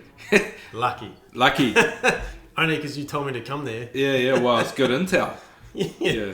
But anyway, I didn't get one I by look that. for an area on the by the way. SSTs, so I'll find an area that looks like it's got. I'm not really worried about temperature. That doesn't matter. Nah. I'm the same. I never worry about temperature. But I'll look at the quality of the water, and you want to get a nice wall of blue water and some what you call red water, Yeah. chlorophyll for the plankton and shit, and it mixes. You get like an eddy, I guess you call it. You want to be around there, Yeah. fishing in out there. Yeah. Or you find a pocket of blue with like a red patch in the middle. Good. Money. Yeah. That's what works for me. Yeah. It works. Everyone's got a different plan. But that's what happens with me, so it works good. Yeah, because I'm not real big on the SSTs. I just kind of, I guess temperature I don't care about. All I'm about is, I used to be a bait fisherman. That's all I used to do. So I didn't really worry too much. As I just go out and try and find skippies, and if I caught skippies, then I was confident I could catch marlins. It's the best area to start. Yeah. Catch a bait, put it out where you catch it. That was my theory, I guess, and what worked for me when I started. But then now that I've sort of transitioned into lure fishing, and I guess where I spend most of my time fishing off Raglan, I'm all about the colour of the water. Like generally, if the water's blue, like I'm confident. But if the water's, like The day I that don't give a came shit with if you- it's hot. Like The day that I came with you and we went out Raglan, yeah, and there was like the most mixed water you ever see. yeah. It was just like spikes of green and blue. Yeah, it was crazy. It was like a wall in the It morning. was so good. Yeah, because the day before I fished it was blue. Blue was blue all through there, and then we went out, and I remember we set the gear and it was green, and I was just like, when we're getting the boat ready, and we're like, what the hell? Yeah, we And saw a free jumper straight away. Yeah, straight away. Then we looked on the sounder, and there's a big meatball with like 2 marlin on it. You're like, well, I'm pretty sure that's like marlin on a meatball. And then we saw that one feed in the green water, and then we kind of like sort of fished her, and then we found that wall of blue to green. One side was beautiful blue water, empty. Other side green, stacked full of bait, and then we just kind of fished across the edge of it, like You sort had of your went, run set up. had my run set up, went in and out of it, and then We hooked that fish on that mark. right When on we saw the first one. yeah, it was like right on top of where we saw the first one. We raised 2 doubles, on that spot. We had the 2 come up. Snapped the outrigger. Yeah, that was the second one. The first one, Unseen footage. yeah. Oh well, I need to put that out. I'm just gonna put it out. It needs to go out. It's the best. It's so good, It's the most wild shit I've ever seen on a boat. Like, come on. Yeah. But And we still got it. we still got him, man. Do you reckon it was the same fish? Do you reckon it was another one? No. It was like 2 Like minutes holding late. an outrigger. I was like, there's another one. Yeah. He's gonna eat it. Yeah, so give the context to the story. We'd like gone out. I was prototyping, just developed these new riggers. Like, I think I might have mentioned it in one of the previous episodes, but I developed these new outriggers with Killwell, and I had to drill a bigger hole to get a bigger eye bolt through, and that's what we worked out. It weakened the outrigger, and it's right on the point of where it ties forward. But that's all kind of irrelevant, because it was pretty hard case and chaos at the same time. Shit went down. Yeah, shit went down. But I guess it was kind of a slow morning, Like we hadn't seen anything, and it was like coming up to midday. We saw that one boat catch a fish. Yeah, and Luke had 4 bites or some shit, when he radioed us and asked where we were. We saw one boat catch. We hadn't seen anything. Luke had 4 bites. That's Luke Davis, who we were talking about before already. And we were kind of like, oh shit. And then there was a whole lot of shit. We were laughing because it was the first day I put the Suzuki on Mini Chiefy. It was like, oh, it's the motor, they're scared of it. And then it was like, it was the next pass, Like we were at the bottom of the run, and all that shit was getting talked, and we were laughing away. And then we carried up the run, came over the mark where we saw that one feed in the morning, and we had a double come up, 1 on each rigger, 1/8, just pulled it out of the clip, didn't come tight on it, missed them. The other one didn't eat, because you were like, we didn't realise that you saw the fish on the other rigger, and we both saw the fish on the port side rigger, but you saw the one on the starboard. I was looking at the port side. Yeah. And you guys are looking at the other side. Yeah. And all of a sudden the fucking rigger goes boom. Yeah. It snaps out of its bracket. Yeah. And I was looking at it going, holy shit. Oh no, that's not when we broke it though. Hey, the first bite we didn't break it. It was in the afternoon. Oh, I can't remember. Yeah, the first bite we missed them, and then I just remember the rigger breaking. yeah. And then anyway, in the afternoon we fished for a few more hours, and then we were sort of fishing that same spot, and we were coming down our. Did we miss another fish? Yeah, we missed one about lunchtime. Remember, we had the 2 come up, 1 on each rigger, and 1/8 on your side, like on the port side, and you saw the one on the starboard, but me and Dan didn't see that one. Shit. Can't remember. Yeah, we definitely did. That was at like lunchtime, and then or just after. It was just after we were talking heaps of shit, and then we carried on fishing, and then we ended up making our way back down, just on that same kind of run, and we did that pass over, and then here he is, turns up on the long rigger, and we're like, oh yep, there he is, and he comes in and eats it, and the rigger just snaps, like went off like a shotgun, I remember it. So good. It was on that little the Undertaker, that black and green one. Yeah. Bonsai, yeah. Yeah, man, he was hot on that. He bit it hard. Bit it so hard the whole rigger came peeling off. That's really interesting though, because the rigger clips are set at like 5 kilos, so obviously. Because did it break? It broke the lure off, It was gone. No, it broke the lure. The lure was still on, but when the other And then fish the other fish came up on the other side on that Yeah. The heat. Yeah, and it ate that, and Man, when it fish was crossed, fucking hot. yeah, when that one ate, it crossed across and cut the other lure off. I remember just seeing his dorsal come across. I was like, he's gonna eat that. Yeah. And we're like trying to deal with this other shit. And I was Yeah. like, fuck. Yeah, so we're like standing there. I've got like the outrigger. No, I was doing the untangling. Dan had the outrigger, in his It's all hands. on video. Yeah, it's all on video. Well, I think I'll put it up. We were like holding riggers. Yeah, we're like they're holding riggers. There's like lines and stuff everywhere. It's like 14-foot boat. Yeah, yeah. In mini chiefy, and we're like passing the rigger through, making sure it's not like tangled or hooking up the other rods on the other side. And I'm trying to untangle the mess because the teaser lines. Yeah, the teaser line was in it. The corner lure was in it. It was all tangled. And I was like untangling it, and then Dan goes, it was Dan first, He goes, what was that? Oh yeah, that's Yeah. right, because it grabbed the back of the lure. Yeah, it grabbed the lure, and then you'll see it on the footage, he like grabs it, and he obviously doesn't get the hooks, and it like pulls, and then loads, and then shoots forward, and lets off this massive spray. And Dan saw that, and he was like, oh, what was that? And, and we're like, what? And we're like looking, and then this thing just comes flying in, like you saw it come flying in, dorsal up all over it, and you're like, oh, he's gonna eat it. And then we're like, shit, I remember thinking in my head, Stop the boat. I was trying to pull the rigger through so it didn't get tangled on the other side. But then I was thinking in my head, like, fuck, should we pull it out of the clip? Like, so it does, so the other one doesn't break on the other side. But he ate it and it didn't break. So that was good. We got him. It came tight, then it We got him. went ape shit, jumped across the other side, cut the other lure off, the one had eaten before, the Undertaker, and then it went nuts, like on its first run. That was a fucking cool fish. A very, very cool fish. Like it was... That thing jumped hard. Yeah. It was, at some stages it would have been going like 20 metres in the air. Like in terms of from when it left the water to where it landed. Oh yeah. That thing, I would have smoked off like 500 metres of line. Yeah. Real quick. Real fast. It's a cool fish. Very cool fish. And then it obviously got wrapped up.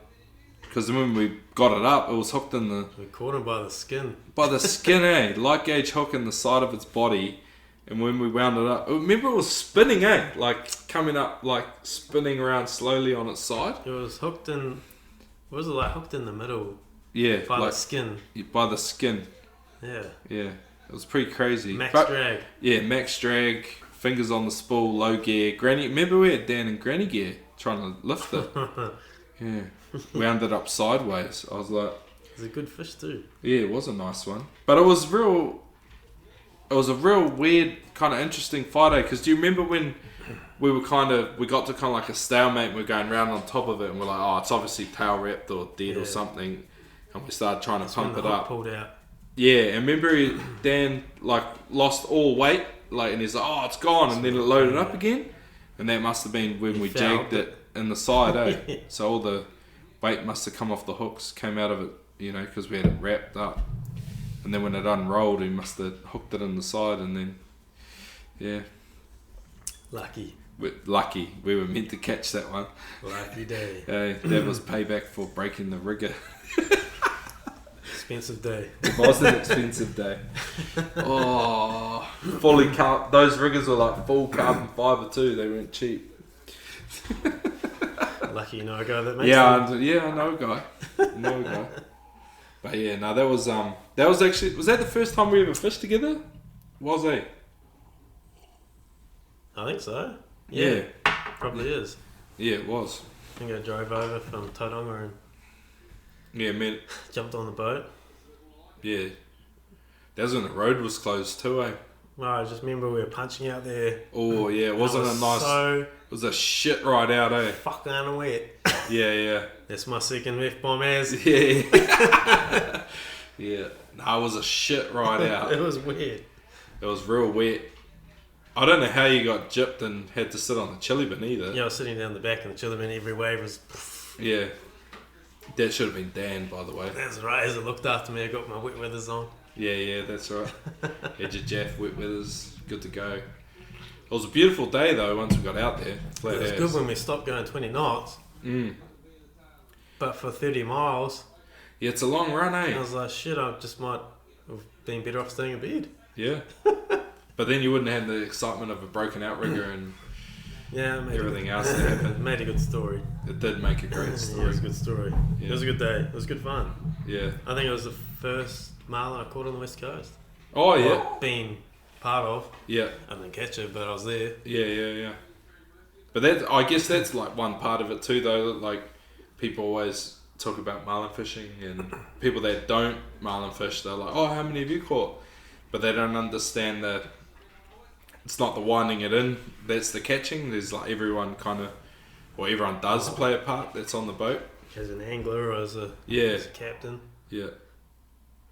Even your role, like, you know, that day trying to untangle broken outriggers and helping me clear gear. But even like, I remember that it was quite a cool experience for me having someone else on the boat that was, I guess, so experienced in terms of all your years that you'd had on pursuit and being a deckhand. It was really cool to have you there, like, kind of talking to Dan as well, like, because normally it kind of, when I fish, it's normally always me and the angler, you know, but it was like you were there and you're like, you know, talking him through it and stuff. Because remember, he was so pussy to like, come up on the drag. Remember, he wouldn't. He was like, no, it's my first one, I don't want to lose it. Yeah, but it's like, well, you've got to like, you get to a point, you got to try. man up and drag's going up. Yeah. Because we were like, well, if we stay here doing this, we're going to be here all day. I get that though. Like, it's his first fish, and he wanted that fish. He did. He got it, but he Yeah. wanted it, so Yeah. he was just gonna play it easy. Drag up, boy. Drag up, yeah. But it's funny though, eh? Because like, well, it's not funny, but the more you do, the more you understand, the more you know. So like, you knew the situation. You're like, this fish is not.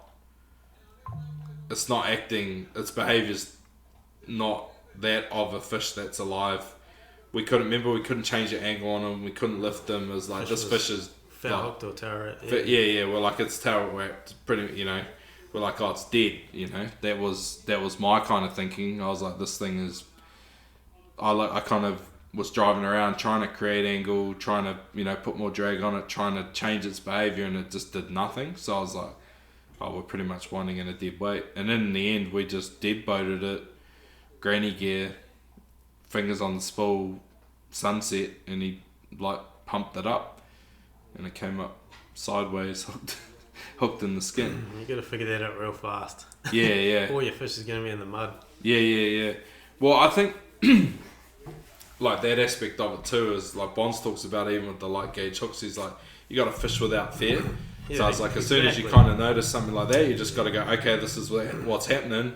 The drag comes up, and then it's like, yeah, you might break it off or you might lose it, but no, he's 100% right. Yeah, you can't second guess. No, you got to go up. Yeah, you just got to figure out what's going on with the fish. As soon as it doesn't swim, you got to go up. Otherwise, you're going to be watching your fish sit on the bottom. Yeah, White Bay Blues.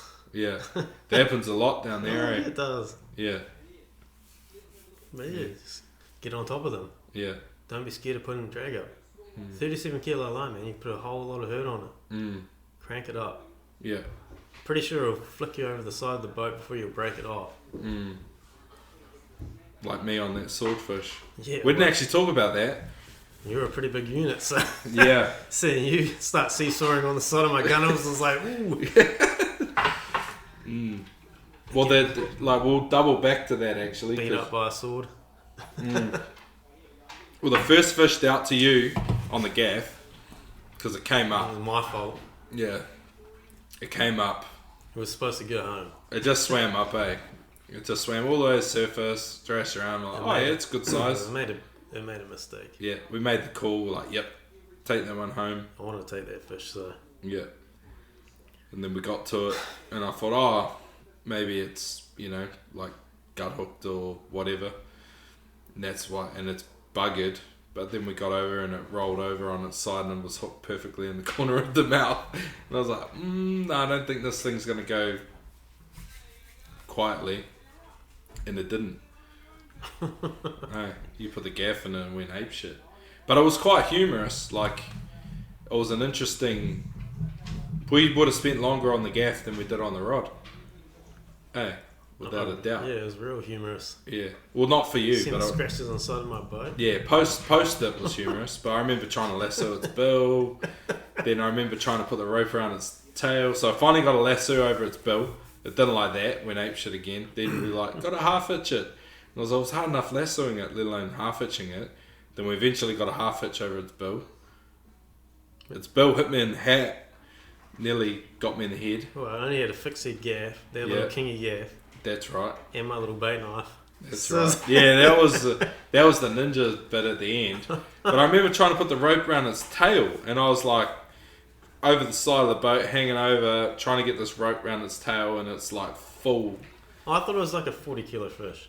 It wasn't I'm 40. gonna be fair. I saw it come up. I was like, all right, it's been a long time. It's time to take a fish home. Yeah. I got friends and family who were keen with fed to swordfish, so It wasn't that fish 40 was coming kilos. home. Yeah, but it wasn't 40. It wasn't 40 It kilos. was but like I double that. put the gaff in. I was like, oh, It's a bit bigger. sweetie, I'm getting pulled off the boat. Yeah. But yeah, eventually we got it. But the best bit was the ninja move with the when you. Well, there was no bat either, so we couldn't bat it to. The key knife. Yeah. So you ikied it with the bait knife. Perfect, one shot. Got him. Couldn't believe it. I'd never seen anything like it. It was just like boof, icky, and it just lit up and then done. Twitched and it was all over. Yeah, it was either that. Should have done that at the start. I was trying. I was fucking trying. I was bringing we my needed little the rope dagger on to it. a knife fight. Yeah, we needed the rope first, eh? He had a way bigger knife than I did. He did have a bigger knife than. It was a fair fight. Yeah. It was alright. It was a good fish, and it fed the family. Yeah. It was delicious, that fish, actually. It was good. Yeah. We had swordfish burgers here. Gave it away to all the neighbours and family. It was nice. They liked it. Yeah. And that's the, like, I guess you sort of spoke about it there, but it's like, you know, it's been a long time since you kept the fish. And you're conscious of that, eh? I don't like killing billfish at all. No. Yeah. I haven't killed a marlin since I caught my first one ever, so. True. Nah. First marlin ever caught, we killed me and Campbell. Yeah. It'd be, when was that? It'd be a few years ago now. And no, I've never kept one for myself since. Yeah. How long ago was that? When did you catch your first one? Well, I'd have been like 21, so talking like 13, 14 years ago. Yeah. We had no idea what we're doing. Yeah. We're in my little 15-foot boat, back in Mare Island. we had a, I think Campbell had a tiger and a TLD or something. So we go out there, had 2 strokes. So we had a tow tank to get there, tow tank to get back, and a tow tank to fish. So we go out there and we're trying to catch Skippy. No tennis tubes, no pump, no VHF, no fucking nothing. So we get out the back of Mare. I'm like, this is a good spot to start. Like, we're at Mare Island. Yeah. Marlin. There's going to be a marlin here. So we catch I think we caught a little albacore. And we bridled it up. We put it out. And we trolled around the back end of like the Queen Reserve, whatever the fuck they call it. Oh, yeah. The Queen Reef, out the back. Yeah, that's where the weapon caught 5 in a day. That's where I saw all those fish. Yeah. So we're Good spot. There's plenty there. we're out there and maybe we're just like idling along, drinking beers. Time of our lives, like, shit, we're 20 years old. Got my dad's boat. Yeah. It's fucking awesome. Fuel was cheap back then. Yeah. And then all of a sudden, boom, rig it goes. And I looked back and I was like, it looks like saw this blue fin. I was like, it's a blue shark. Oh, yeah. I was like, it's bullshit. It's a blue shark. Because we caught sharks before. Because we used to live bait the penguin shoals heaps. I came up tight and I was like, it's just a shark. Campbell sitting there drinking his beer. And it jumped. I was like, it's a fucking marlin. and it was like right behind the boat. Yeah. And within about 4 seconds, he had the leader and it jumped in the boat. Yeah? And he had his bat out. And I was like, we got to kill it. It's in the boat. And he's just smashing shit apart. And he's on top of it, just swinging the bat. I never knew this. Oh, yeah, it was good. I think we caught it in like 4 or 5 minutes. True. It was awesome. Yeah. So it jumped in the boat. Yeah, it jumped in the boat because he grabbed the leader and it just jumped towards the boat and landed in him. Yeah. He was pretty much bear hugged the fish. Holy shit. He caught it midair pretty much and just goes splat. Yeah, it was good fun. Holy. I never knew that. I was expecting this big battle with you boys. I was like, oh yeah, marlin fishing. Yeah, how cool.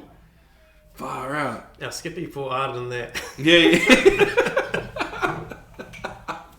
Oh, that's gold. That was good fun. Yeah, because I caught my first one out at Mare as well. Or, out in front of Wonga there. But similar kind of story. Got it.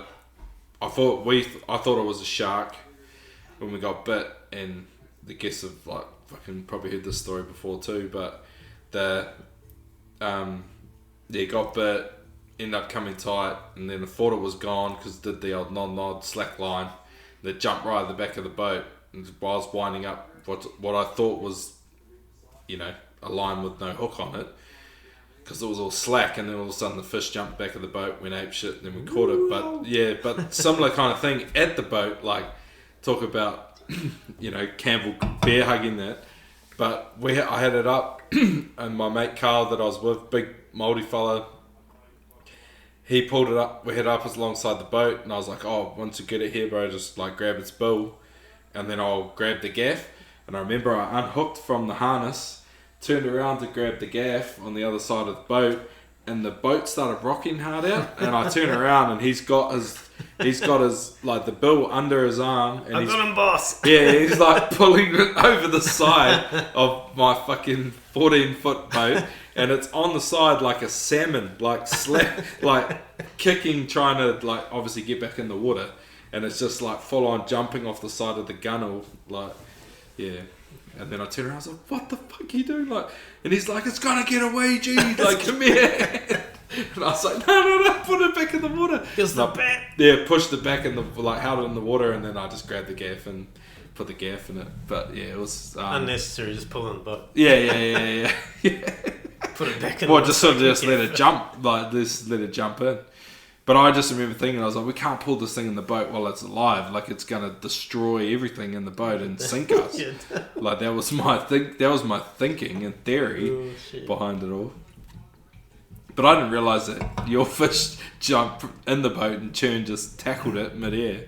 Yeah, he had it by the leader and just ended up, all of a sudden I looked back, I was like, holy shit, it's in the boat. Yeah, were you on the rod? Yeah, it was just two of us. The boat was so small, bro. It's like the size of this table. There's quite a good photo, isn't there, of you two with the fish? Kane Spears was out there in his boat. Yeah. What did he have then? Oh, he had a little trailer boat. Yeah. And he came past and we rated it up and we're like, we caught a marlin. It was pretty funny. Yeah, I bet. It was classic. It was good fun. Mm. What was sort of... Kane's the one that came past and shot the photos. Yeah. Saw it all. Yeah. This is pretty cool. What did he take the photos on back then? Would have been a proper camera. Oh, I don't know. Yeah, I don't know. I didn't even think I had a phone camera. There wouldn't have been phone cameras and shit around it. Sure, no. Yeah. It was the last thing on my mind. Yeah.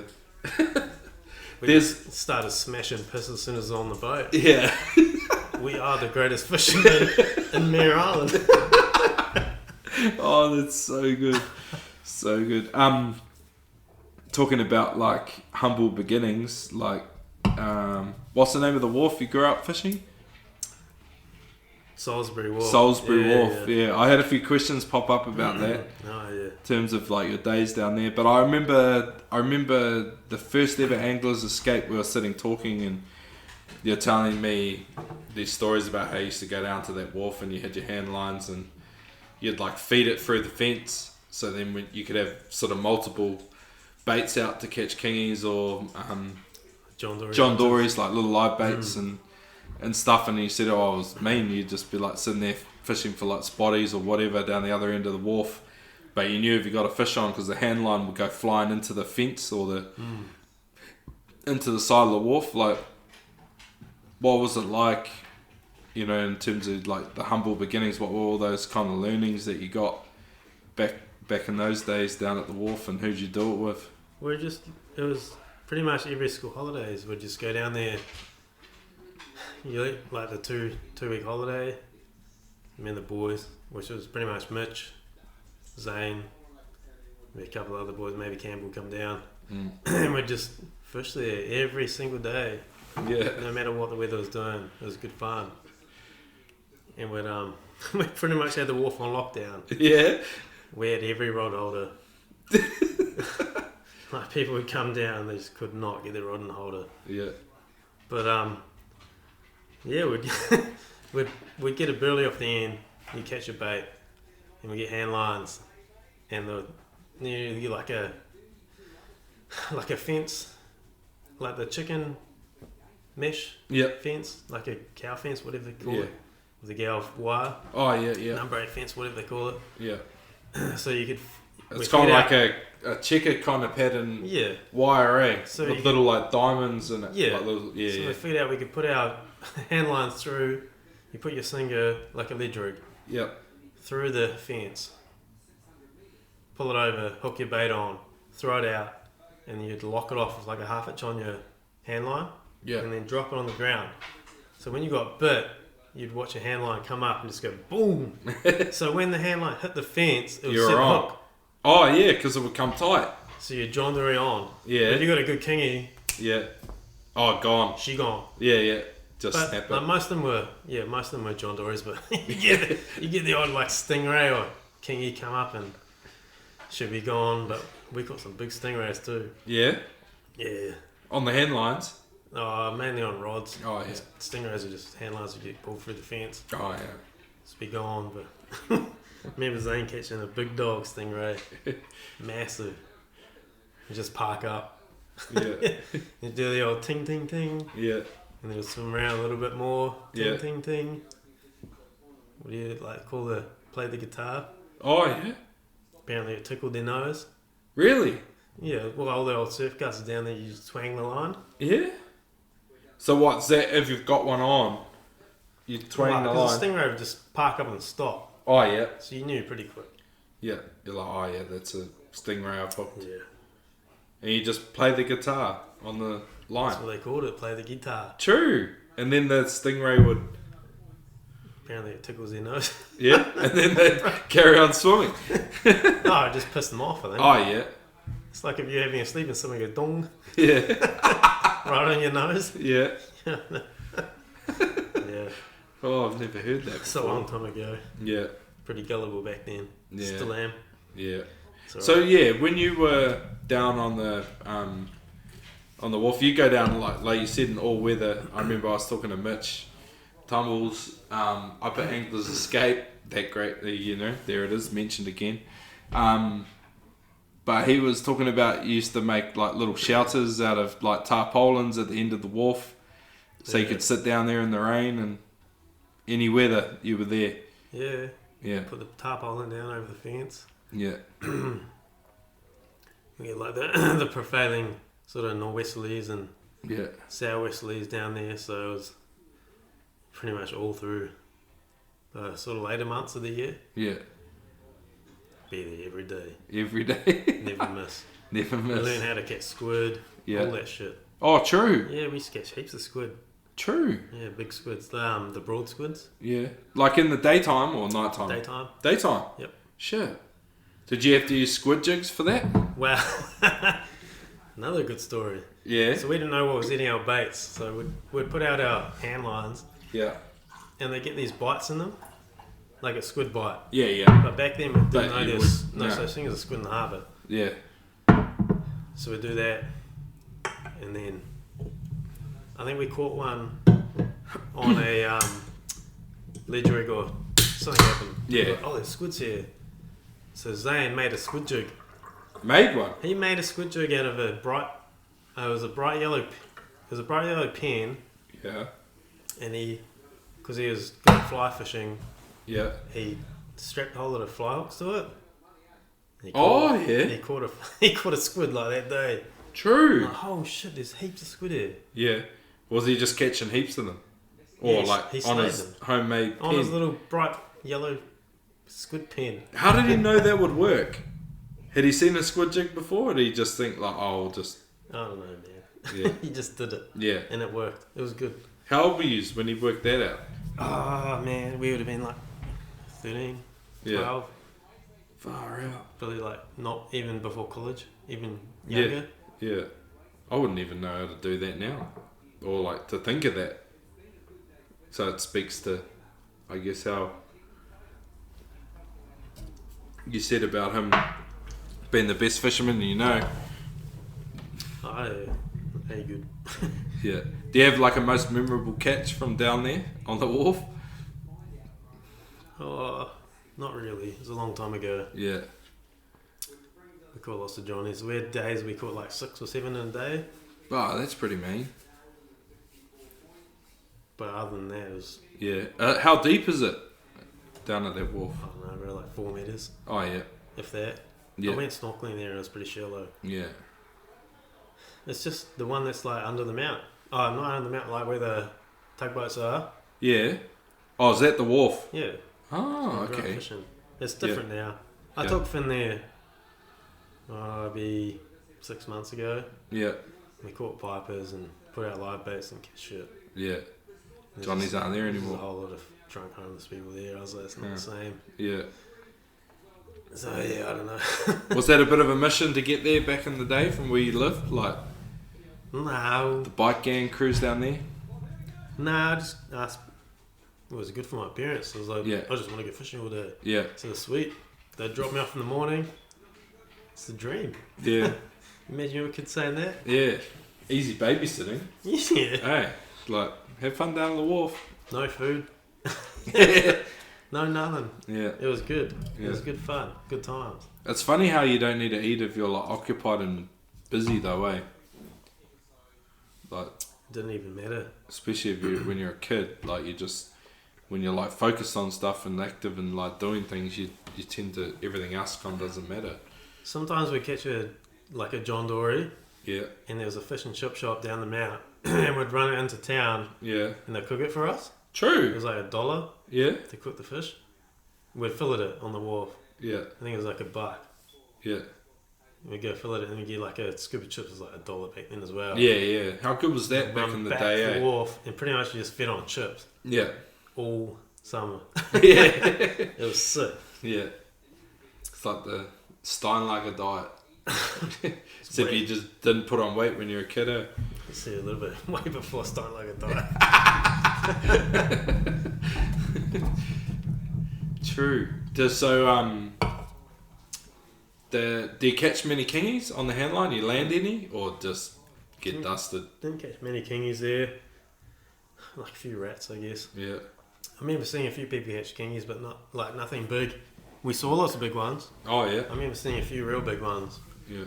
We caught right time of year you catch mackerel and coeys. Coeys. Yeah, coeys in the harbour was rare, Far out. but we were like burling hard as. So Yeah.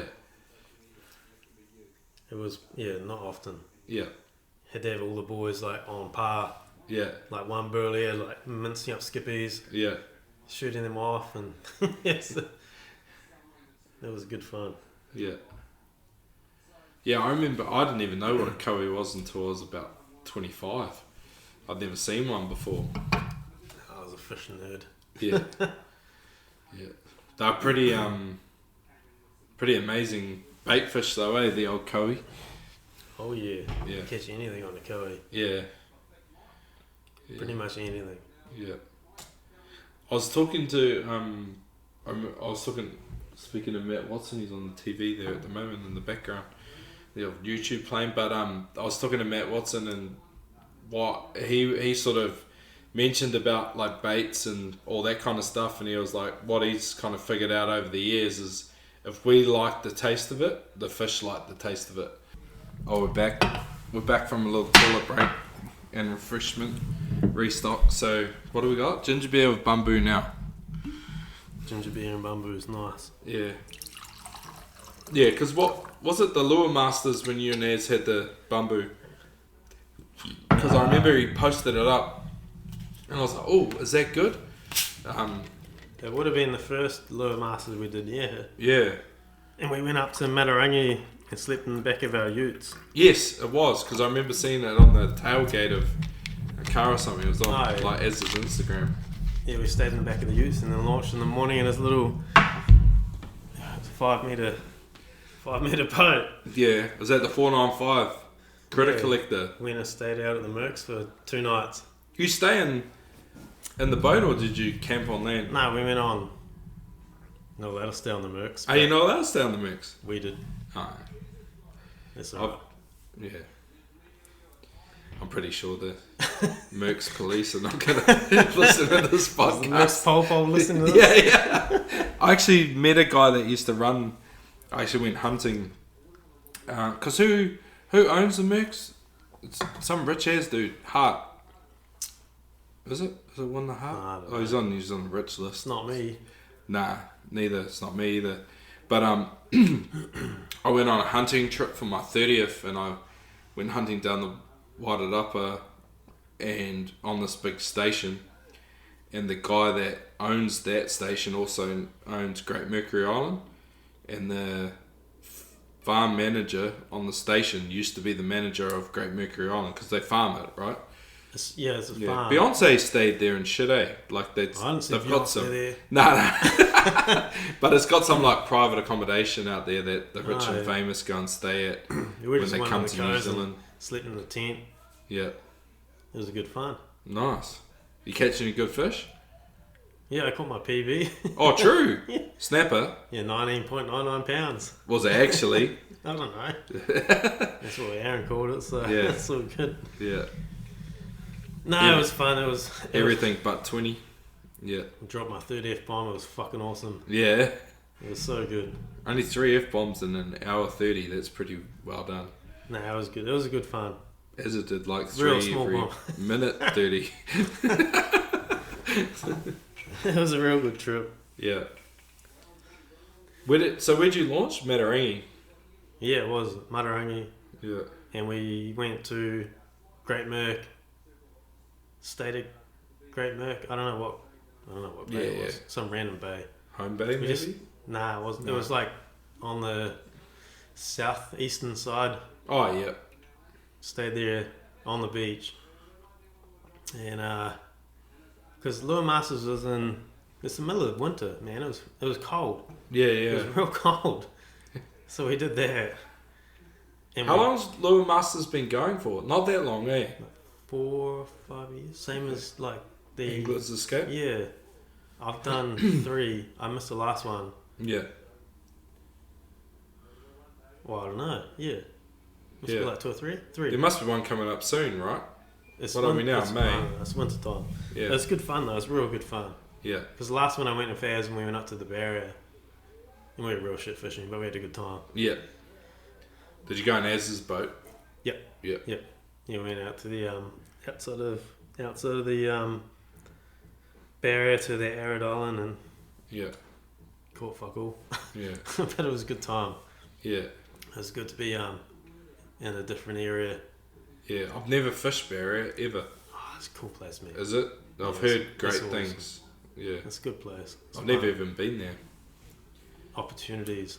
Yeah. Catch anything there. True. Yeah, no, it's good fun. How far is it out to barrier? From where? Yeah. Well, no, not here. Like, where's the closest spot to launch? Be off the In top your of boat? Karo there. Would it? You'd be Matarangi or like Amodio Bay or something. Oh, or yeah. Fandale Bay. Yeah.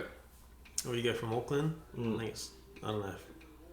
I'm not from Auckland, so I don't know. I can't answer that. Yeah. I'll say an answer and all these boys from Auckland will go, Oh, whatever. you don't know shit about the Hauraki Golf. Yeah. So when did you would have launched out of Auckland with Az? We launched from... I can't remember. Yeah. I can't remember where we launched from. Yeah. Like maybe Omaha or something. Oh, yeah. It would have been... Is it Omaha? Oh, yeah. Where Yes, I've heard of the pointers. I've heard the boys talk about that. Must be on Henry's talked about going up. It He would have been. launches out of there to go to the Mercs. I think that's. I mean, not the Mercs. The So ring up ours now. Yeah. Give him a ring. See if he wants to drop an F-bomb for the listeners again. Fucking Omaha, boot. Yeah. Like, I've heard nothing but good things about fishing out there. Or just going out there. It's just like, a cool place. Yeah. Even the fishing's slow. It's a cool place to be. Yeah. It's like being in Whangarei Harbour. It's just, what do you call it, scenic? Yeah. If you've never Whangarei is like... I call it like... It's like Jurassic Park. Yeah. Like, you go there and you're like, oh, this Cool place place. is... Yeah. It's crazy, yeah. It's like Never this... gets old. It's so good. Nah, it's like this weird little pocket that's in the middle of all of this beauty. Like, it's a beautiful place itself, but so rough, rugged, and like grand. Like, you go in there and there's this big rocky mountains and bluffs and cliffs, and yeah, it's a pretty crazy place. It's like the Fiordland in New Zealand. Yeah. Of the north, Northland, yeah. And you go sort of 20 minutes either side, and it's beautiful white sand beaches, and then there's just this one big, massive, like, harbour that's just got these big rock mountains in the middle of it. Yeah, it's a pretty cool spot. It's pretty crazy. And I think I had a really good experience in terms of the first time I went there, because I went sword fishing with Tony Carpenter. But we like go there and we're like, oh, we'll catch some baits. And you probably get caught a some sword. Mackies. Yeah, we did first drop. Cool. Bro, honestly, Drop. like, of course you did. we got out there and I was like, okay, like, well, I drove up there. I actually tore my hamstring off the bone on the Saturday playing rugby. So I was like, had one hamstring and my leg was just black, like down the back. And anyway, they're like, oh, you want to come sword fishing? I was like, yep. Never been before, didn't know anything about it. Like, knew swordfish were cool, that was all I knew. So, never been to Whangarei, but I've been to Doubtless Bay, up to Woody's place. So, driven past there. So, anyway, I drove up. I think I got there and we stayed at the little backpackers by the Marlin. It's Marlin Hotel or pub or whatever it is, across from the fishing club there. So, I think I turned up at about 1 in the morning by the time I drove up there. Went in there, and then me and Tony were in one room, and so I went in there, same thing. I think I'd only met Tony maybe once or twice, and got in there. It's just pretty much, I was pumped. I was fucking wide awake because I'd just driven for like however long, fucking 5 hours. And then I was like pumped, so I get in there and start asking all these questions about swordfish. He's probably like, shut the fuck up and go to sleep. We got to get up at like 5. And then anyway, we got up, went out to go fishing. It's like, we'll catch some baits. So we're like, stop. And I'm looking at this place like, holy shit. Like, how beautiful is this? And then all these big rocky mountains and cliffs and bluffs and all this stuff. And then we stop to go bait fishing, and then we catch just hand over fist catching mackerel that are like 40 centimeters long, like these big massive jackmacks. And I'm like, this place is like, I think I might have even said it then, it was like, it's like Jurassic Park. It was like, it just kind of seemed like this untouched place. And obviously, like, it's not always like that. You're not always going to get like heaps of big jack mackerel, but it just so happened to be that it was. And then we went out and go sword fishing, and then we get out and Tony stitches the bait up and we drop the bait, and we're like standing there, and he's sort of explaining how it goes and what to watch for and stuff. And he's like, okay, so like what we're kind of looking for is, it's not, you know, he's like, sometimes there'll be a big, you know, sort of knot on the rod, but you're just looking for like a little subtle touch or something just a little bit different. And it's like, oh yeah, and he's like that. And we're like standing there looking at him, not at the rod, and he's sort of looking past us at the rod. Yep, like that. And like turn around, and the rod's like nodding away, and then he walks over to the rod, and he like knocks the reel into free spool, and he's like holding the spool. The fish comes in, he goes, oh yeah, it's a sword. He's just grabbed it, and then just up on the drag, like 2-3 winds, bang, tight. And I'm just like, you're kidding me, we're not on now, are we? And then sure enough, we chucked Scott on the rod, and the fish came up, and because I've got one hamstring, so I'm pretty lame, I'm not in the best condition to be sort of doing too much. My leg was sore as, And this fish comes up, and Tony's, he's just like on top of it the whole way, and it's just swimming up. Hadn't pulled a metre of line at all. It just pretty much bit and swam up, just like our one did with me and you, that first one. And the fish comes up, and it comes up like right at the transom, because Tony just was right on top of it. So it sticks its head out like 2 metres off the back of the boat, and I was like, holy shit, it's a swordfish. And then he's just like, gaff it. And then I was just like, what? And he's like, gaff it. And then Lucas grabs the leader. He's got hold of it. So I was like, bang, I slammed the flying gaff in it. And it was not a very good design. So I was like, fucking, like, the gaff goes in, falls out. And then I'm like, so I pulled the head of the gaff back in, put it back in the pole. And then I'm doing that. And then anyway, like, gaff it again, doesn't work. So I grab another gaff. There were 2 flying gaffs. Gaff it with that one, and it goes in, sweet as, and I've got holding the rope, and he's like, tie it off. And then so I like tie it off on the side of the boat. This thing's going ape shit, hidden, and it was, I think it was 98 kilos. And anyway, it's going nuts, and I'm like, what the hell? And so I'm like, now at this stage, I'm standing on the far side of the boat, up on the gunnel, like, get me the hell away from this thing. Tony's like, hurry up, like, Put the fixed gaff in it. And I'm like, nah, there's no chance. I'm not going over there. And it's like smashing the side of the boat, and it's billed, like every now and then will just come flying up, and it's like coming up out of the water. And then anyway, he runs out of the helm, and he grabs the fixed gaff, and he slams it in his bottom jaw and pulls it up against the side of the boat. So it's the fish's like tummies against the boat, and its head's up out of the water over the gunnel. And he's got the gaff in its bottom jaw, and it's just shaking side to side. And then he yells to me, he's like, hurry up, hit it with the bat. I'm like, not a chance. I'm going nowhere near that thing. I'm just standing on the side of the boat like, nah, I'm not doing nothing. And then the fish went like that nuts that it just peeled its own jaw like clean in two. Like just like opened it, like just literally They get cleaned pretty it. fucking handy at the boat. Oh, I couldn't believe it. I was like blown away, like how it could just go that nuts. You could have seen the other one that I gaffed with the fixie. Yeah. So I was like, that was my introduction to sword fishing. Like we dropped the bait, and it was sat there for like, I don't know, maybe 10 seconds, and we were on, and then 3 minutes later we had it on the gaff, and I was hiding on the other side of the boat. That's what happens. You sword fish with good people. Mm. Someone like Tony, you put Yeah. you on the spot. Yeah. No, it was pretty cool. That was the same day. Yeah, it was the same day I caught the sunfish. Same day. Same day, yeah. That's right. You caught a sunfish. I caught a sunfish, yeah. Yeah. Yeah, on the drill. 450 metres down the bait was, and we put the drill on it. And I remember asking Tony, I was like, Oh, you Do you drilled think- it up. well, we put the drill on because we were like, oh, gonna reset the drift. So they got the drill to wind the bait up. Yeah. So they clipped the drill on the rod. And I remember saying to Tony, I was like, oh, do you ever like wind into them on the drill and they come in and eat it and hook them on the drill?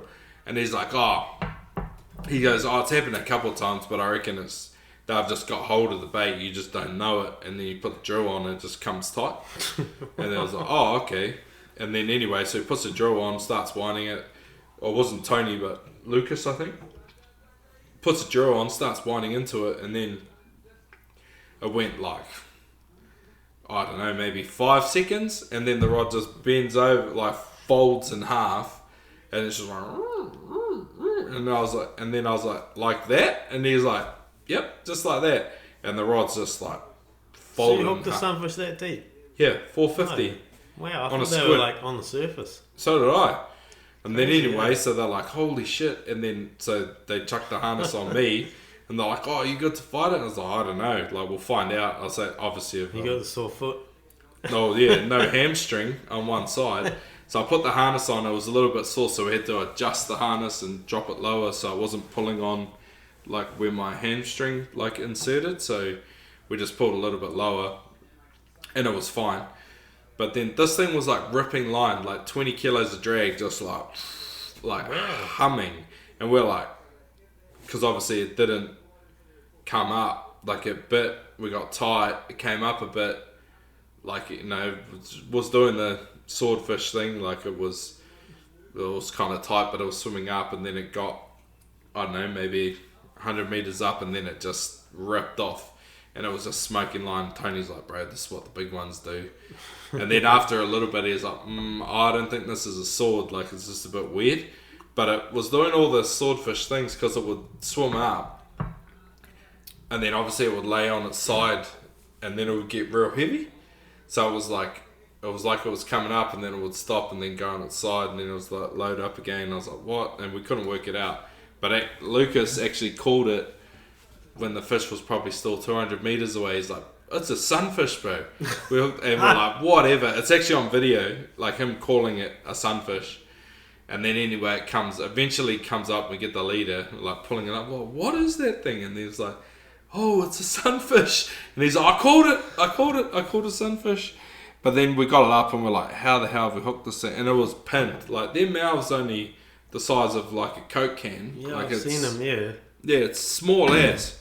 And it had this big, I don't know, like 12 bar 14 bar circle hook, like pinned. It ate the squid like 450 meters down. You got him. Got him all. Pinned him.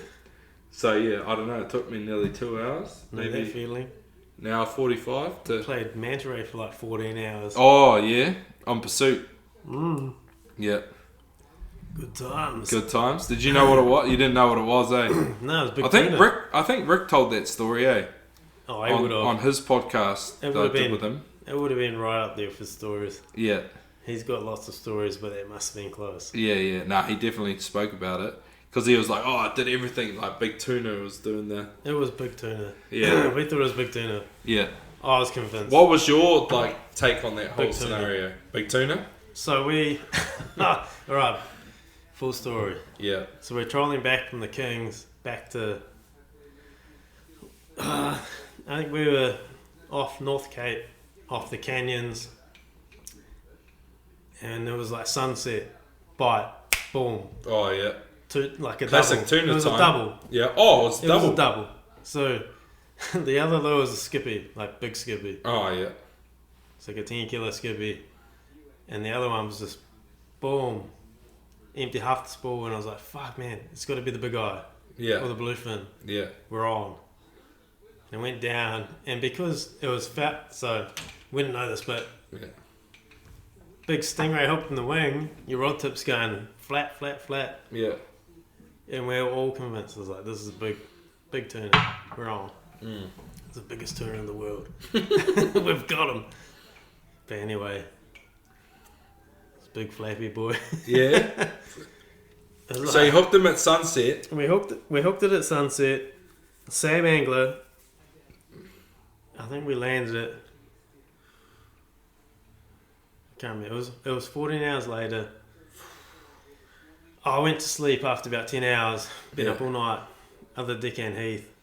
He did the last 2 hour shift. And he thought he saw it, and he's like, it looks like a stingray. Yeah. And me and Rick were like, there's no fucking way it's a stingray. Like, there's no chance. The fuck's a stingray doing out here? Yeah. But anyway, It was. it was a big stingray. It was a big... Oh, a manta It was a ray. big old stingray, and we had hooked him right on the tip of the wing, Oh. and we played it for 14 hours. 14. Yep, same angler. Fuck. On light He gauge. would have been broken. On the light gauge hook. On a light gauge hook. Yeah. Shit. And it was stood 14 hours. Max drag. Like, tapped out with our hands Yeah. on the spool the whole time. No fear, like, No, stop it. We yeah. just needed to get it off. Yeah. It's not gonna... There was no way that fish was gonna get away. Yeah. But anyway, we got it. Got it.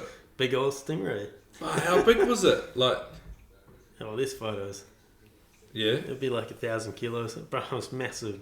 True. It was white, so its tip to tip wing Yeah. was wider than the boat. Oh, By wider at least than a metre. pursuit. Yeah, Holy. at least a metre. And that boat would have been, I don't know, like 5 metres wide Yeah. at beam. Yeah. So wider, like, bigger than Mini Chiefy. Because that's It was 465. big. Yeah. It's a big old Huge. stingray. Fuck. It's a good old story. That's a great story. So what? Like, talk us through that. Like, so it bites. It wasn't a bite, it was just a flap. Yeah. Well, anyway, you think a bite. It was a double. Everyone thinks a bite, like boom, and is it just like emptying? It was a double. The two longs went on. Yeah. We got double bite. Two long baits. Yeah. On. First one came in, big skipjack. Sunset bite. Yeah. Like, this is that big guy. This is our big guy. Yeah. Rod's going like this. Yeah. Because the big fucking stingray, bro. Yeah, it's up. Trying to swim away. But we didn't know that. No. Well, no one does. But apparently there was caught a record over the radio with the net. He's going to hate me if I tell them this. But anyway. Yeah. Yeah. Yeah? I was getting a message on my phone going, oh, you hooked up to a big tuna, good luck. Yeah. And it just... I thought, like, honestly... How far did it take you? Honest to God, man, I thought it was the biggest tuna in the world. Yeah. As soon as I saw that rod, and so did Rick, so did Heath, we were all called Like, it. We're like, yeah. this is it. This is it. This is the one. Yeah. Big old stingray. But no one, like... Yeah, it wasn't a big tuna, but who else has caught a 1,000 kilo fucking manta ray? So you had it on light gauge hooks for 14 hours. 14 hours. Yeah. Yeah. Fingers on the spool. Locked up Locked up. to the boat. On my bonds, the heat. Heat. On the heat. Yeah. My favourite lure of all time. Yeah, it's a good lure. That's the one that... Well, the heat got eaten the day we broke the outrigger. That's my OG, the favourite lure of... What colour's your one? I think it's snow freeze. Oh, yeah. Good It's colour. like a blue over purple. Yeah. Yeah, it's a good lure. Yeah. Should have caught a lot of fish on it. Yeah. Number one on the spread. Yeah. First pick. First pick every day. First pick. Ah. Interesting. Followed by what? Trojan. Followed by probably the Trojan and Lumo. Yeah. They'd be like real close second. Real close second. Yeah, Yeah. it'd be close second. Yeah. You get Kraken pretty close behind that. Yeah, Kraken goes good, eh? Kraken goes hard. Fuck, I catch a lot of fish on And the one Kraken. Undertaker's pretty much under that one as well. Yeah. Where do you run your Undertaker on your boat? In close or long? Long. Oh, it's long rigger, yeah. Yeah. Yep. Well, I'm not much of a lure fisherman, man. Yeah. I just put them out, and if they look good in the water, then Yeah. Well, it's the same thing, right? You talked about it earlier, presentation. as long as it looks good, then sweet. Mm. I've caught fish on all of them, Yeah. but they just got to swim. Yeah. That's all that really matters. Yeah. Yeah, presentation. Presentation, just like a Get bait, it just swim. like a stray line bait, swordfish bait, same thing. With the while we're talking about pursuit, like because there were some questions in there, what's your most memorable catch? Is it the manta ray?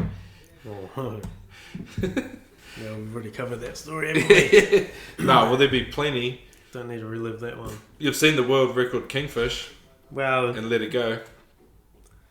yeah, Tell me about that. it's not, you can't call it the world record kingfish, I know, but could have been. could have been. No, we caught a kingy that was sling weighed. We sling weighed that one at. It was between 52 and 55 Yeah, on the scale. At what? I'm pretty sure that whoever's listening to this, that was on the boat, will know exactly what I'm talking about. yeah. Scotty Malcolm knows that one. Oh, was he there? He was there. Oh, yeah, He knows. yeah, It was the biggest kingy in the world. Yeah. Right there on spot. yeah. But yeah, We let Angler it- wanted to we let let- it go, eh? we let it go. It was Yeah. good. Yeah, I guess it was his call, so yeah. I wanted to keep it. Yeah, I think I wasn't the only one that wanted to keep it, but no, that's cool. yeah. It was But his like call. with that too, because like, I remember you telling me about that. Yeah, like I've seen the world record kingfish, but we let it go. But then you said your time on pursuit, you're like there was I've never wanted to gaff fish, but I wanted to gaff that one because obviously when you're working on a charter boat, there's a lot of fish that obviously, you know, people have their trips and they take fish home, but they don't realise that, you know, I guess deckhands and skippers and people that are on the boat like the whole time, you're kind of like, oh, you know, you don't want to see so many sort of fish at certain times get taken home. Yeah, it's probably more of an ego thing, me wanting to take the fish. Yeah. To be honest, but yeah, like just having my name on that record. Yeah. To be like, I was there. But no, it was a fair call. Yeah. The guy that caught it wanted to let it go, so yeah, it went back. It's still there. Mm. She's a Volkner rocks. Go get her. Yeah. Good luck not feeding it to the sharks. Yeah. Yeah. Yeah. We caught a couple of fish that were over 50 kilos. Yeah. It's good fun. Was it like, do you know straight away when it's a fish like that? You know pretty quick. Yeah. I'm sure you might have. What are the telltale signs when you know, to like, Rick in your podcast as well, but yeah, it's real key communication between like you and the skipper, who was Rick, yeah, and he's seen a lot of big fish, and he knew your body language. If you needed to go, and he saw a rod go, that it was time to, we're going to chase this fish. Just like you chase a marlin. yeah, So you hook a fish and you take a couple of seconds, look at it, and if that if the fish was gone, it was time to go. yeah. Let's go get him. And he was on. He was on. He was always on. Yeah. He would know. Yeah. Communication, look at me, look at him. Yeah. We're on. Oh, yeah. It was good. It was pretty good. Yeah. What are the telltale signs when you got a big one? Because obviously they all pull hard, but is there something that gives them away that you're like, it's different pull. That's like a real one. It's different pull. It's hard to explain. So Yeah. you got a big fish. It might be like a slow pull, but it won't stop. You get a smaller fish. It's fast. They're all different. Like every fish is different. Like that's all we call. Yeah. True. I thought it was gonna be like 250 kilos. Yeah. Doubts me. Fucking 100 kilos off that. Yeah. Yeah. I was like, hey, where's the rest of it? They're all different in like their own sense, but like the kingies, they're a little bit more predictable maybe because a big fish will pull real hard at the start and then they'll just dig, whereas a smaller one will just keep going. Oh, yeah. I don't know, they call them like I just always called it a teenage fish. A fish that's like in its, I don't know, like a 15 to 25 kilo bracket. Yeah. They pull way harder. Oh, true. The bigger ones they'll pull hard, but only for a certain point, and it's just a weight. And they almost like sit there. Yes. Yeah. It's a heavy weight, and they'll just dig in. Yeah. The other ones will You're they'll like, just keep going to the reef, and yeah. you're over. So Yeah. I'll get crucified by all the other charter captains right now, but Yeah. it's all good. Yeah. What, for giving away like when it's a good one, or? Nah, just say all the big ones pull hard. Oh, The small ones pull hard. When you've had that level of experience or enough time doing it. I just know, but I just can't put it into words. Yeah. It's hard I wish I could. Yeah. I'll try. Yeah.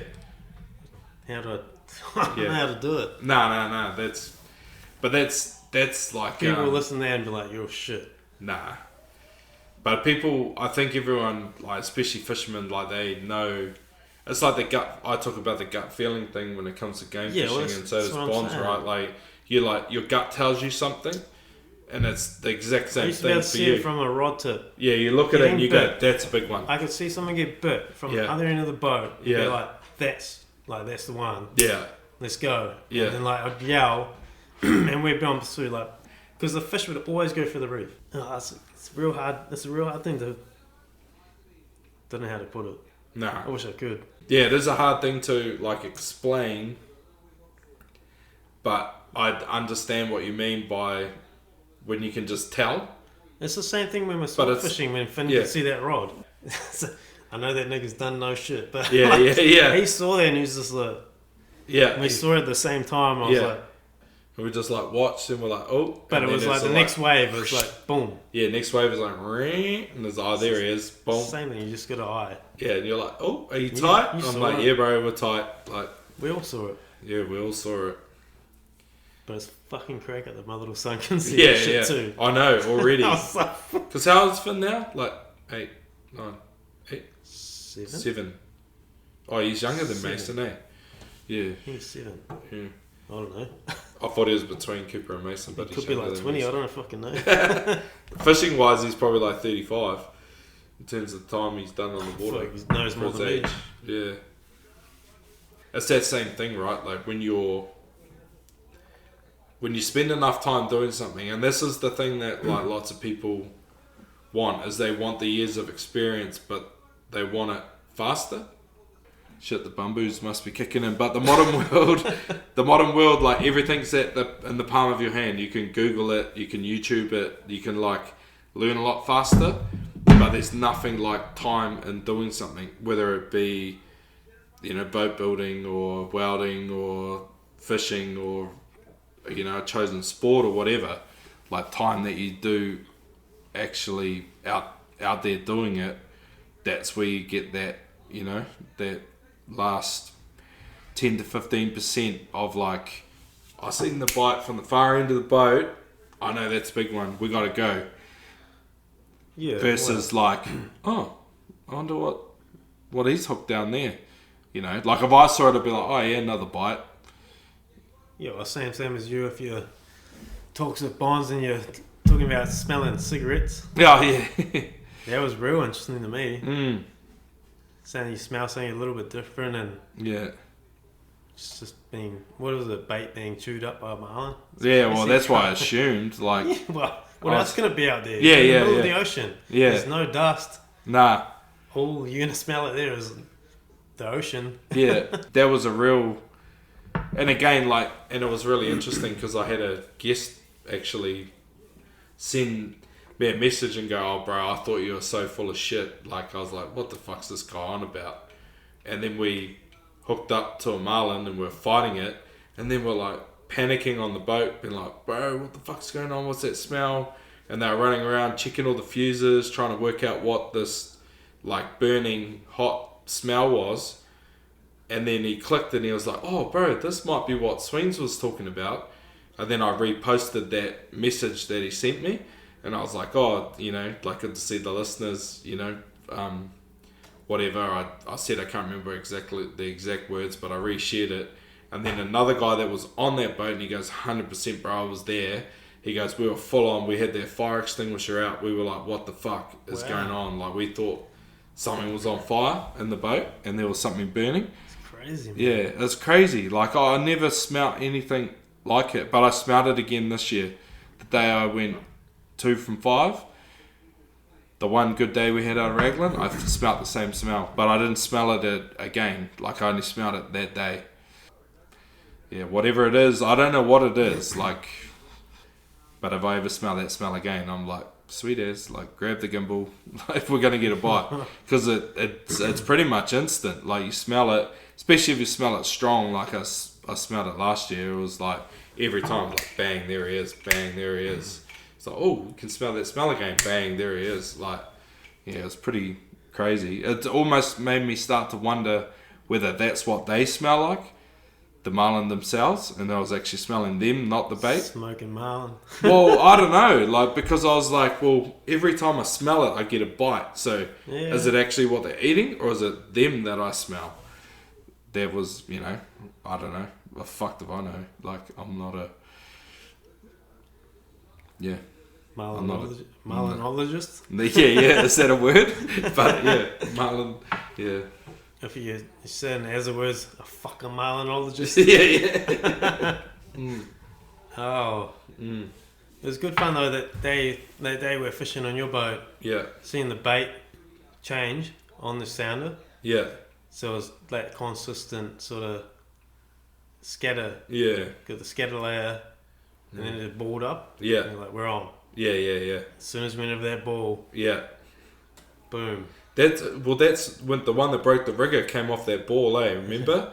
We're like trawling along and we had that real good did, scatter you looked at layer it, pretty you said, much "It's all different." I was like, look at that, bro. Fuck, that looks different. And then turn around and there he was, And we're like, oh, yep, on the rigger. I'm gonna smash his shit I think you've seen it first, hey? You're like, yep, there he is. And then it was on the rigger. And then, then he broke the rigger. Yeah. Next time. Next time. Well, we got him. Well, we probably didn't get him. I think we got another one. But He got us. yeah, he got us good. That's alright. Yeah. Live and you learn. We just got lucky. Or we definitely got lucky, because that happened. Then we wrapped him, untangled him, somehow rejagged him in the skin and then caught him. Yeah. But it's like, I guess speaking to that,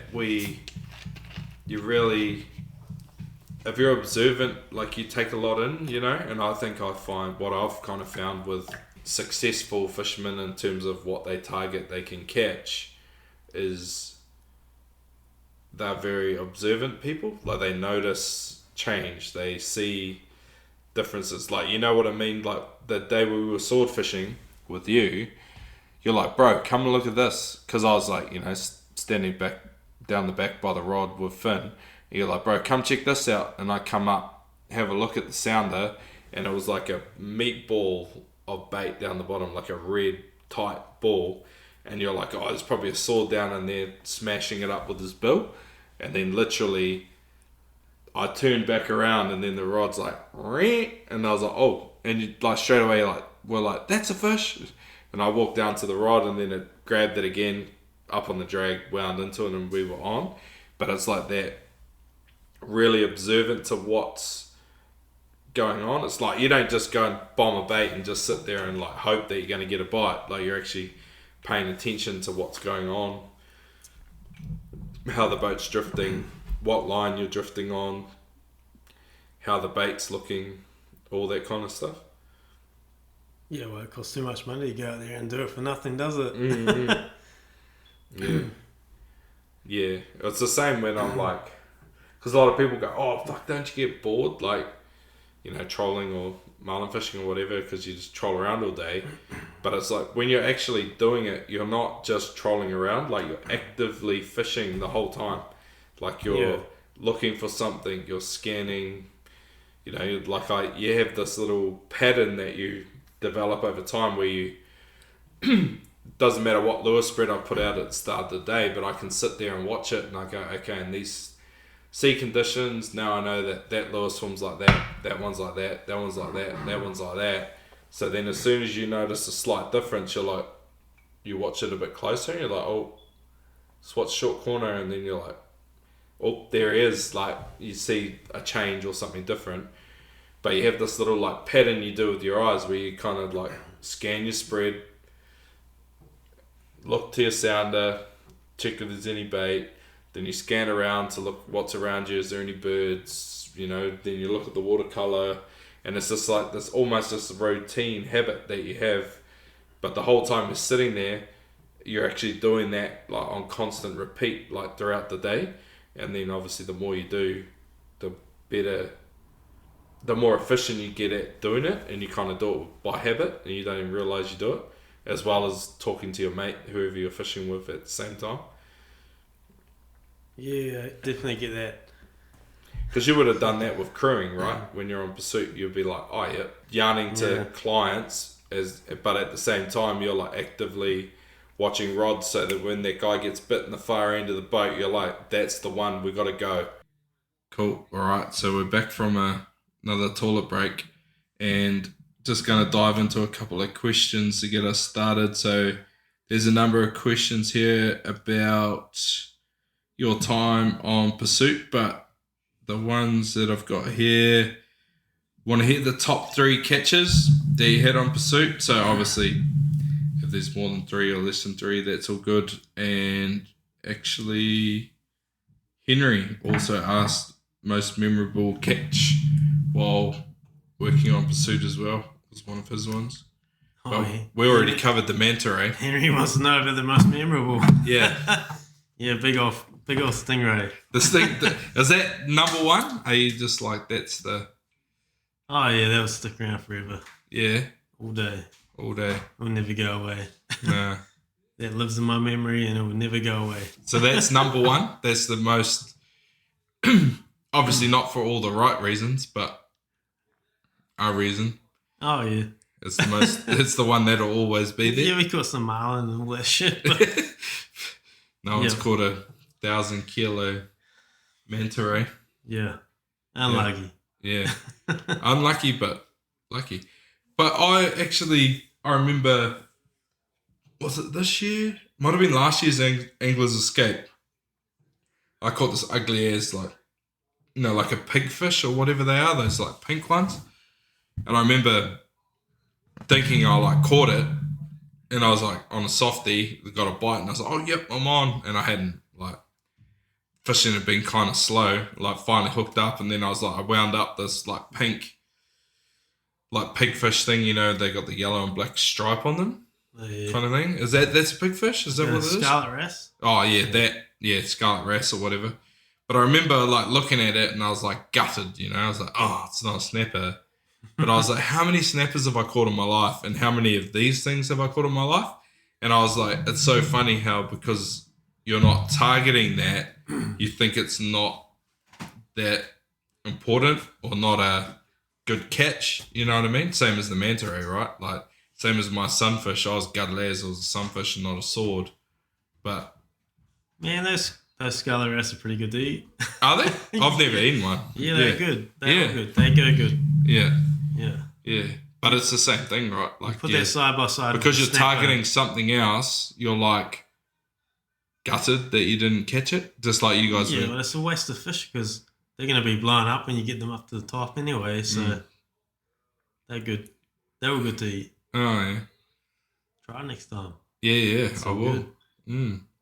Yeah, well, it's like you guys got that, you think, oh, yeah, we've got a big tuna. Yeah, we didn't eat the manta ray. Yeah, I suppose we let it go. You can't eat a manta ray. Aren't they protected? Yeah, they're going to jail. Yeah.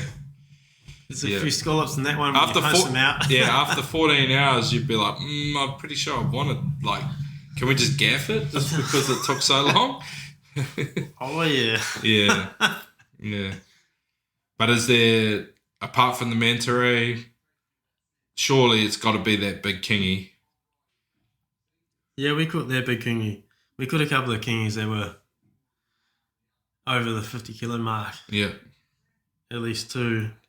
They were weighed and sling weighed and released. Yeah. They were over 50, which was pretty cool, I guess. Yeah. One guy was the first king he ever caught, which was pretty cool.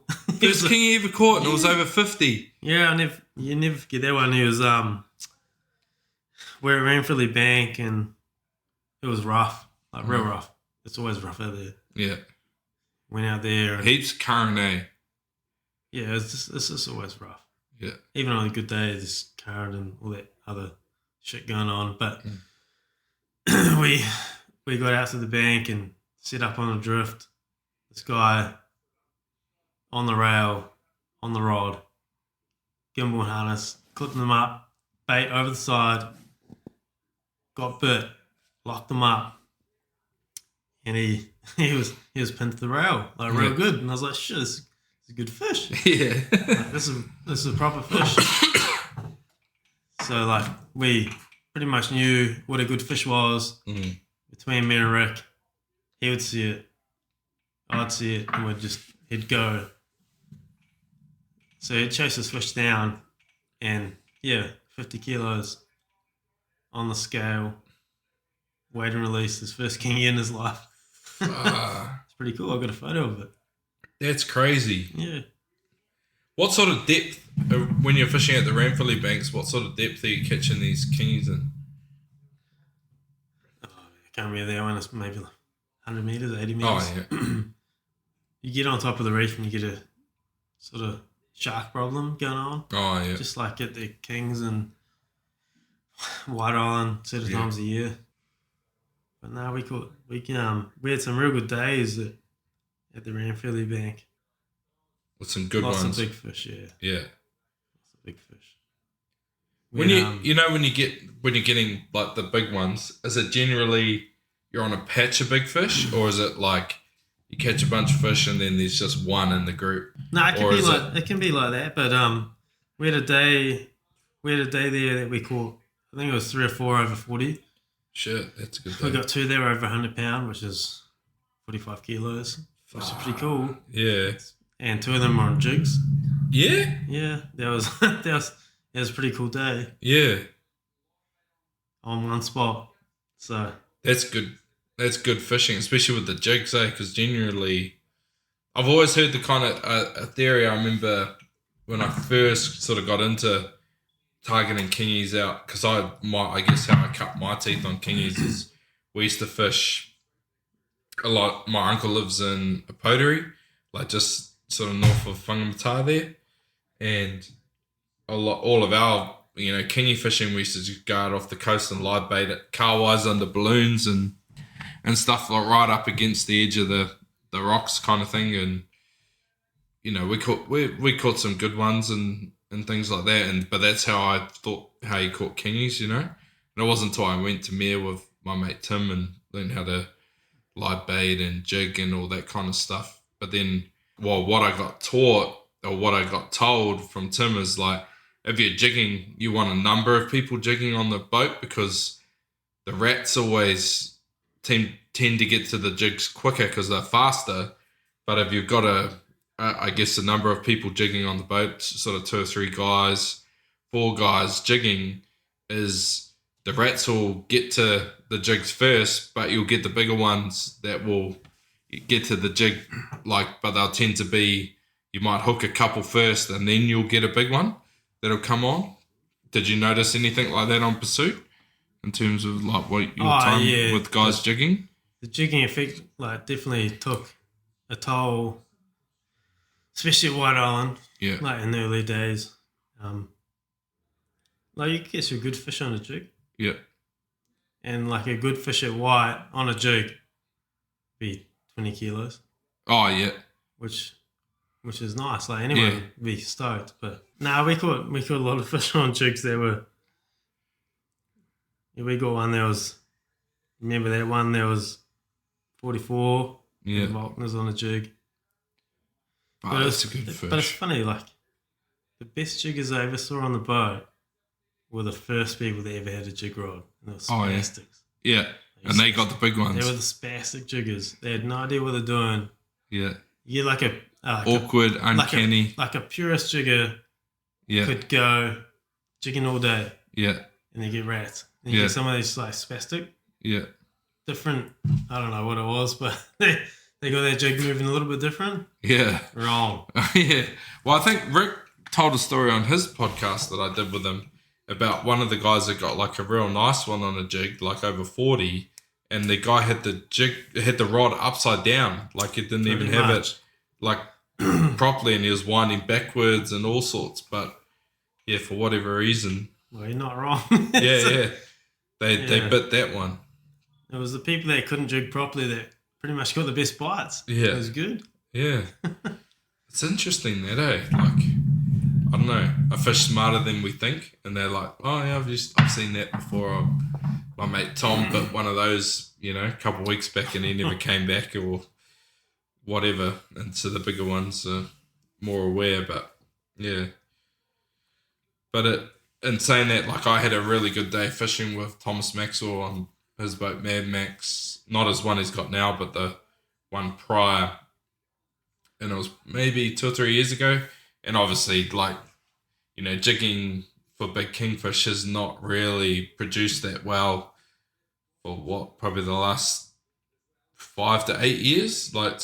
Anything prior to that, you get some big fish on jigs, but since that, definitely for me, it's always been if you jig, you just catch rats. If you want to get big ones, you live bait. But I remember we fished that day at the Alderman Pins, and the jigs actually outfished the live baits for big fish. But again, the guy's technique was not the best because they hadn't actually jigged before. but they caught a lot. I think they caught 2 or 3 over 20 kilos on jigs. Yeah, that day. Where I think they maybe caught one or two on live baits, but caught a lot of fish on liveys. Like caught heaps, but yeah, the jigs seemed to, if you went kind of head for head, the jig was outperforming, which is pretty odd, eh? Really. Yeah, you just got to get someone that's unorthodox. Yeah. Yeah. Or someone to pretend that they can't do it properly. Did you get a lot of like charters when you're working on the boat where people would just focus purely on jigging? Yeah, we had a few groups that were like purists. Yeah. Mainly Aussie guys. Yeah. They'd be full on jigging and stick bait. It's full lure fishermen, but especially when you go up to the Kings, you get up there and some days the Kings are just like shut off to the jigs real hard. Oh yeah? Just not interested. Nah, no. You just jig all day, put down the bait, Yeah. you're on. So it was real easy to, you just got to switch them over. What sort of, like when you're fishing at the Kings, what sort of baits are you fishing? Mainly. You take a lot of bait up there or you catch most of your bait up there? Nah, so when you're up at the Kings, you catch your bait in the bay, be squid. Oh yeah? Big squid. Yeah? Foot long, big arrow squid. You catch them at the Kings, like In the bay, yeah. where you're anchoring? Yeah. Yeah. Every night. True. And How many of them you get a night? I mean, Heaps. Yeah, if the boys stay up all night, you catch as many as you want. 100. Oh yeah. And then in the morning, you stay up and catch cowies. Catch like 40 cowies in the morning. It's good. Yeah. 40, 50. Be a good morning. And you're going to have a good day fishing. You're on. Yeah. Yeah, you're definitely on. And then, like, obviously on the back of, like, the cowies and the squids, whole skippies is also another bait used up at the Kings. I've just heard through a few different guys, like Sean Thompson, where he said when he was up there working on Aranui, if they wanted to catch kingies, they'd use their, dead skippy baits and drop them down. Yeah, big skip is good. Yeah, it's good. Yeah. Put them down dead, though, right? Is that dead right? Yeah. Well, you got pitch baits and Yeah. got a couple of skippies in the tube. So Yeah. on a ledge rig. Yeah. Yeah, they're good. True. Bass and kingies love them. True. Yeah, good times. Mind you, I caught a 86 centimetre kingy at Angler's Escape on a live skippy. But a kingy's got a big mouth. Yeah, they do, right? Yeah. Well, I was surprised that this thing, my snapper was nearly bigger than it. It was only 86 centimetres and it fucking ate a whole skippy. Yeah, well, kingy's going to eat anything, man. Yeah, if they're hungry, Guzzle guts. they want it. Mm. What's your kind of time split with a charter in terms of what you're focusing on? Is it mainly kingfish? Is that when you go up there, is that pretty much what people want to target? Yeah. Shit, I haven't done it for like 10 years. Yeah. But when you were working... Yeah, when I was doing it, it was kingies, Yeah. And bottom fishing. Like hooker and... A lot of people go out there to catch a kingy. Yeah. A big kingy. And then they want to catch a marlin. So a marlin was a bonus, I guess, for a trip. But it was, Did you have some good marlin fishing up at the banks? Yeah, we had good marlin fishing. We had like when we were fishing, it wasn't always targeting marlin. Yeah. I guess most of our groups were trying to catch kingies and catch a bass. Yeah. Catch a puka. And if they done that on the first day or two, then sure. Yeah. Let's go marlin fishing. Yeah. But yeah, no, we had good days marlin fishing. 2 or 3, 4, 5 day. Didn't happen often. It was mostly kingy fishing. I remember Rick talking, you'd have like Coe said at like different depths, say, when you'd be drifting. Would that be when you're sort of targeting the kingies, where you put a couple like mid-water and stuff for marlin, or is that mainly like targeting the kingfish just that all at different depths? No, that was that was all you catch anything. Yeah, yeah. Shit. We'd be Rick would like to drift the boat down the magnet. So the magnet was a spot that was on the King Bank. It was like the northmost highest point of the bank. Yeah. It was called the magnet. So Yeah.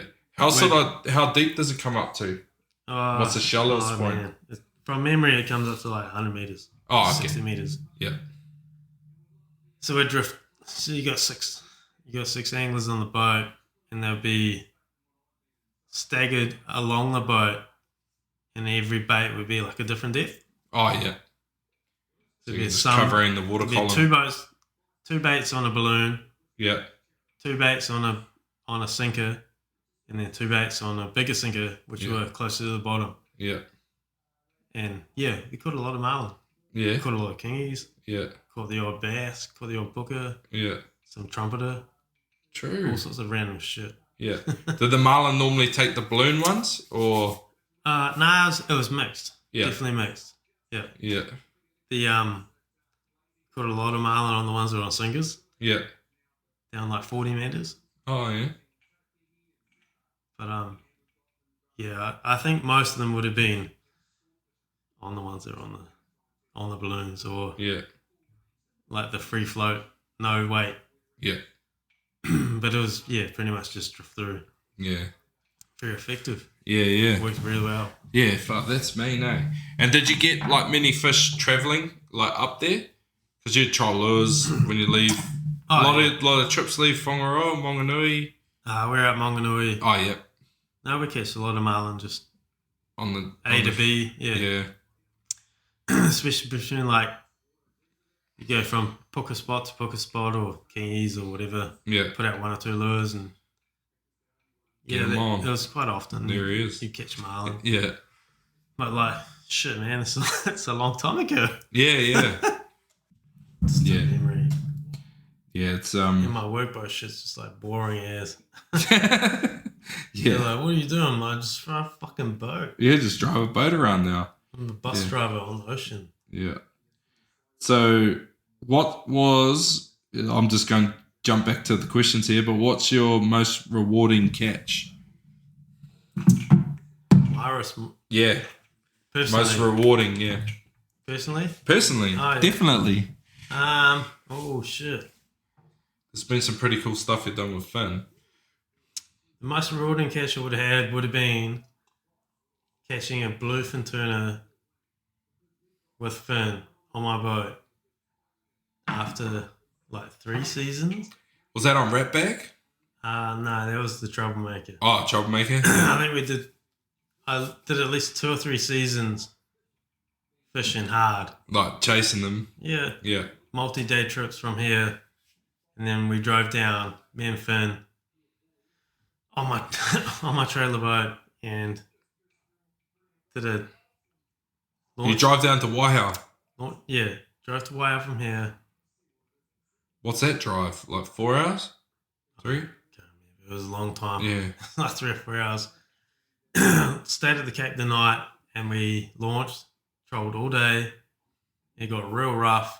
Turned around, tried to troll home because it was too rough to steam. Mm. Then we got a fish in like 300 meters of water off the Cape. Yeah? And most of the fish, everyone sort of catches them in 1,000, I right? was trying to get back home. Yeah. And Finn would have been like 2, Yeah? 3. Yeah. He was pretty young. Young, yeah. Yeah. It gets pretty gnarly down there, eh, off the Cape. Yeah, it was that sou'wester. Oh, yeah. We were just trying to get back home. Mm. But we couldn't go faster, so left the lures out. Mm. Yeah, probably be right up there. It was good fun. Yeah. Wow. Yeah. Survival and fun at the same time. Memorable. Yeah. It was good. Yeah. Do you have a favourite place in New Zealand to fish? Far north. Yeah? Yeah.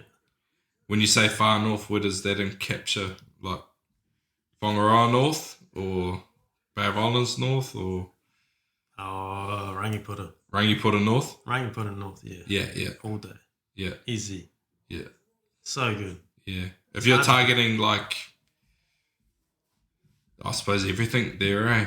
Like it's... Oh, I like fishing for snapper, yeah. Yeah. Fishing for... Henderson's Bay? I've never fished there, but I've heard it's good. Yeah, well, fishing for snapper, yeah. Sure. Is that where Bergie got his big one? Is that Henderson's Bay? Yeah, we're on Yeah. Henderson, sort of. I guess it was Henderson Bay. Yeah. Off the island. Oh, nice. I don't know. We were Yeah, I don't really know that. I've never been up there, so I don't really know that. Pretty much given up. Yeah, yeah. Is that kind of like a bit of a bouldery kind of bay, eh? Henderson's Bay. Oh, there's foul everywhere. Yeah, it's good. Yeah. It was, pretty much what I said. We just gave up. It was so windy, man. Yeah, it was massive swell. Yeah. And we'll just drift here. Yeah. Got them all. It was good. Yeah. It was got lucky. Got lucky. There's that word again. Lucky. Lucky. Lucky. While we're on Bergie, we might as well ask his question. Let me just find it here. He said, Marcus the Thirstiest, you have spent a hell of a lot of years away at sea on pursuit, having to put up with less than desirable clients at times and violent seas, while also doing your half in nourishing a very fresh but flourishing relationship with your now amazing wife, Chloe. Must have been very challenging times being away from the family for so long, and I know you still do it now. I wonder what keeps you going. What puts the steel in your nuts and the iron in your guts? Cheer, brother. From Bergie. This is a good question. It's a great question.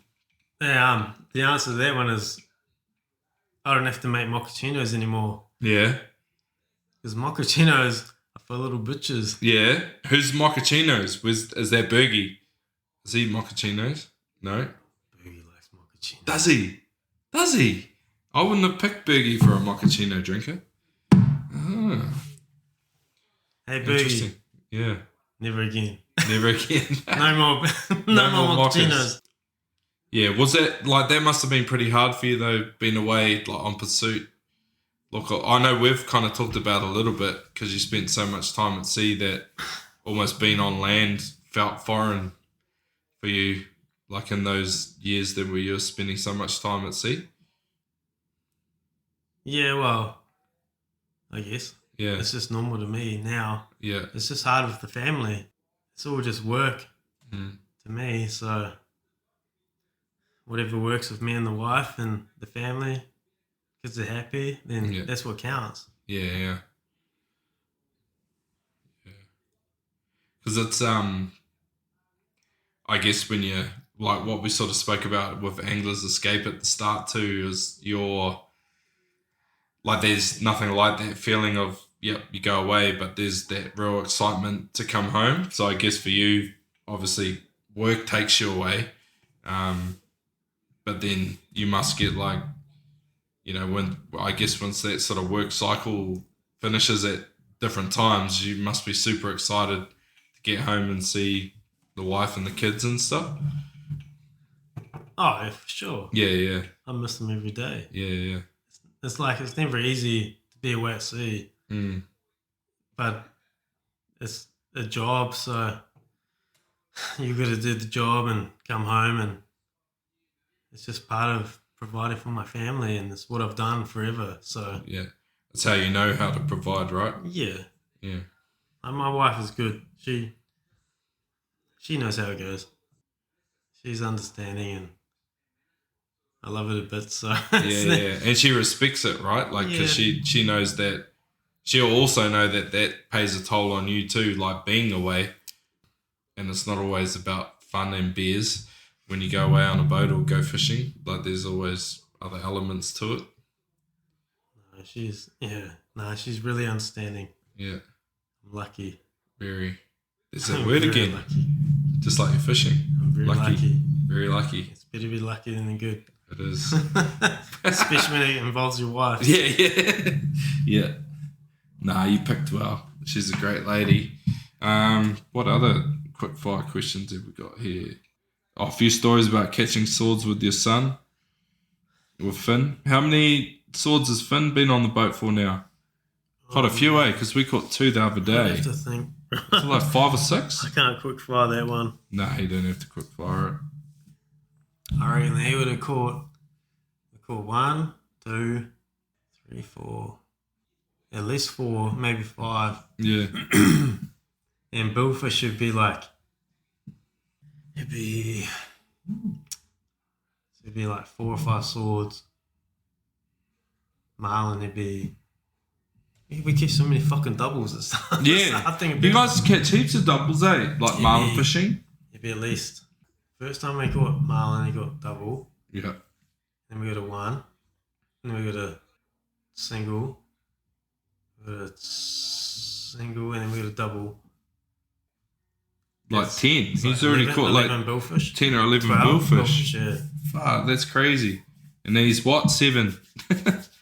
He's, I don't know how old he is. 7 or 8, eh? Fuck knows. That's crazy. I never knew when he was born. He's caught more billfish than most people will catch in He's their caught more lifetime. than me. Yeah. That's nuts. Just trying to think what other quick fire questions we got here. Oh, can you still do a kickflip? Or are you too old? Too fucking old. Too old now? You see me trying to fucking do this shit? I can't even sit up. Sore knee. Crack up. I still do a kickflip. Still do a kickflip? Are you kickflip or heel flip? Kickflip. Kickflip? Could you heel flip? I never used to be able to kickflip, eh? I could heel flip and that was it. Heel flip guy. Yeah.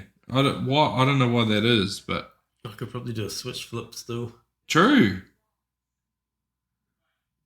You used to skate quite a lot. Yeah, lots. Yeah. It was like Az. Yeah. Oh, he was better than me, but Yeah. it was like, Az is like, how mean is Scout, eh? Like, bro, Az was a fucking dog of skating. true. Like, better than Scout. What? Have you seen his shit? Nah, I haven't. He's some big shit. Yeah? He was a big dog skate. Oh, true. He was like doing K grinds down 12 stairs and shit. Yeah? Yeah, he's a big dog. Fuck. Didn't I've even seen know. the videos of him. Yeah? Like before I even knew who he was, I was like, Yeah. I was like, That's Aaron Styles. I was like, well, because, yeah, same era. Yeah. He was just one of the older people. Yeah. It's pretty funny to watch. Mm. He's like started a fishing brand. I was like, oh, I know how to fish. Yeah. Is that how you guys kind of met? Like, sort of through that? Or was it more like your time on Pursuit? No, he just messaged me on Instagram. Yeah? Because it would have been a real good story to talk about. Yeah. Do you want to talk about it? Yeah, of course I do. Okay. So how did that all come about? Because you're obviously the first ever Jaff angler. Man, Az. Well, you were the first, like, sponsored angler for Jaff, weren't I you? wouldn't call it sponsored. Oh, I know, but I hate that word. I know, but you Anyway. are. But anyway, Jaff angler, Not Jeff Angler. Jaff what? Nah, no. It's, Friend of the brand. There we go. what do you call it? Ambassador. Ambassador. There you go. Yeah. No, it Yeah. wasn't like that. No, it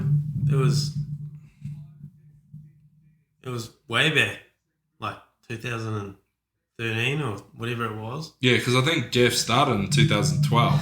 Yeah. Yeah. Yeah. It was like early days. It was like the days that me and Camp were fishing meal, jigging. Jigging. I mean, jigging was cool. Yeah, catching marlin in 4 minutes and shit. But no, it was Aaron has just started his brand. Mm. And I saw a couple of shirts and I was like, that's pretty fucking mean. Mm. Maybe we could rock that shit. So I think I sent an email and then it went from there. True. Then we became friends and Yeah. it was good. It's been like a solid friendship since. So Mm. he's been solid as. Yeah. Yeah, he's a that's the one thing with Az is he's like real genuine, eh? Like he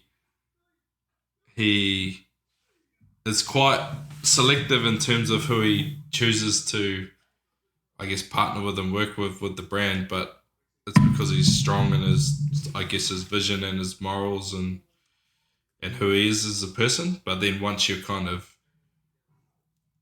I mean, I'm lucky enough to be mates with Az now after being Instagram pen pals for a little while there.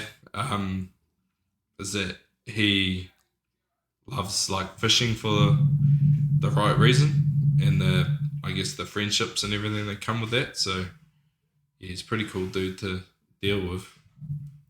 No, And even better to fish with. He gets frothed, eh? Man, him get lucky. Yeah.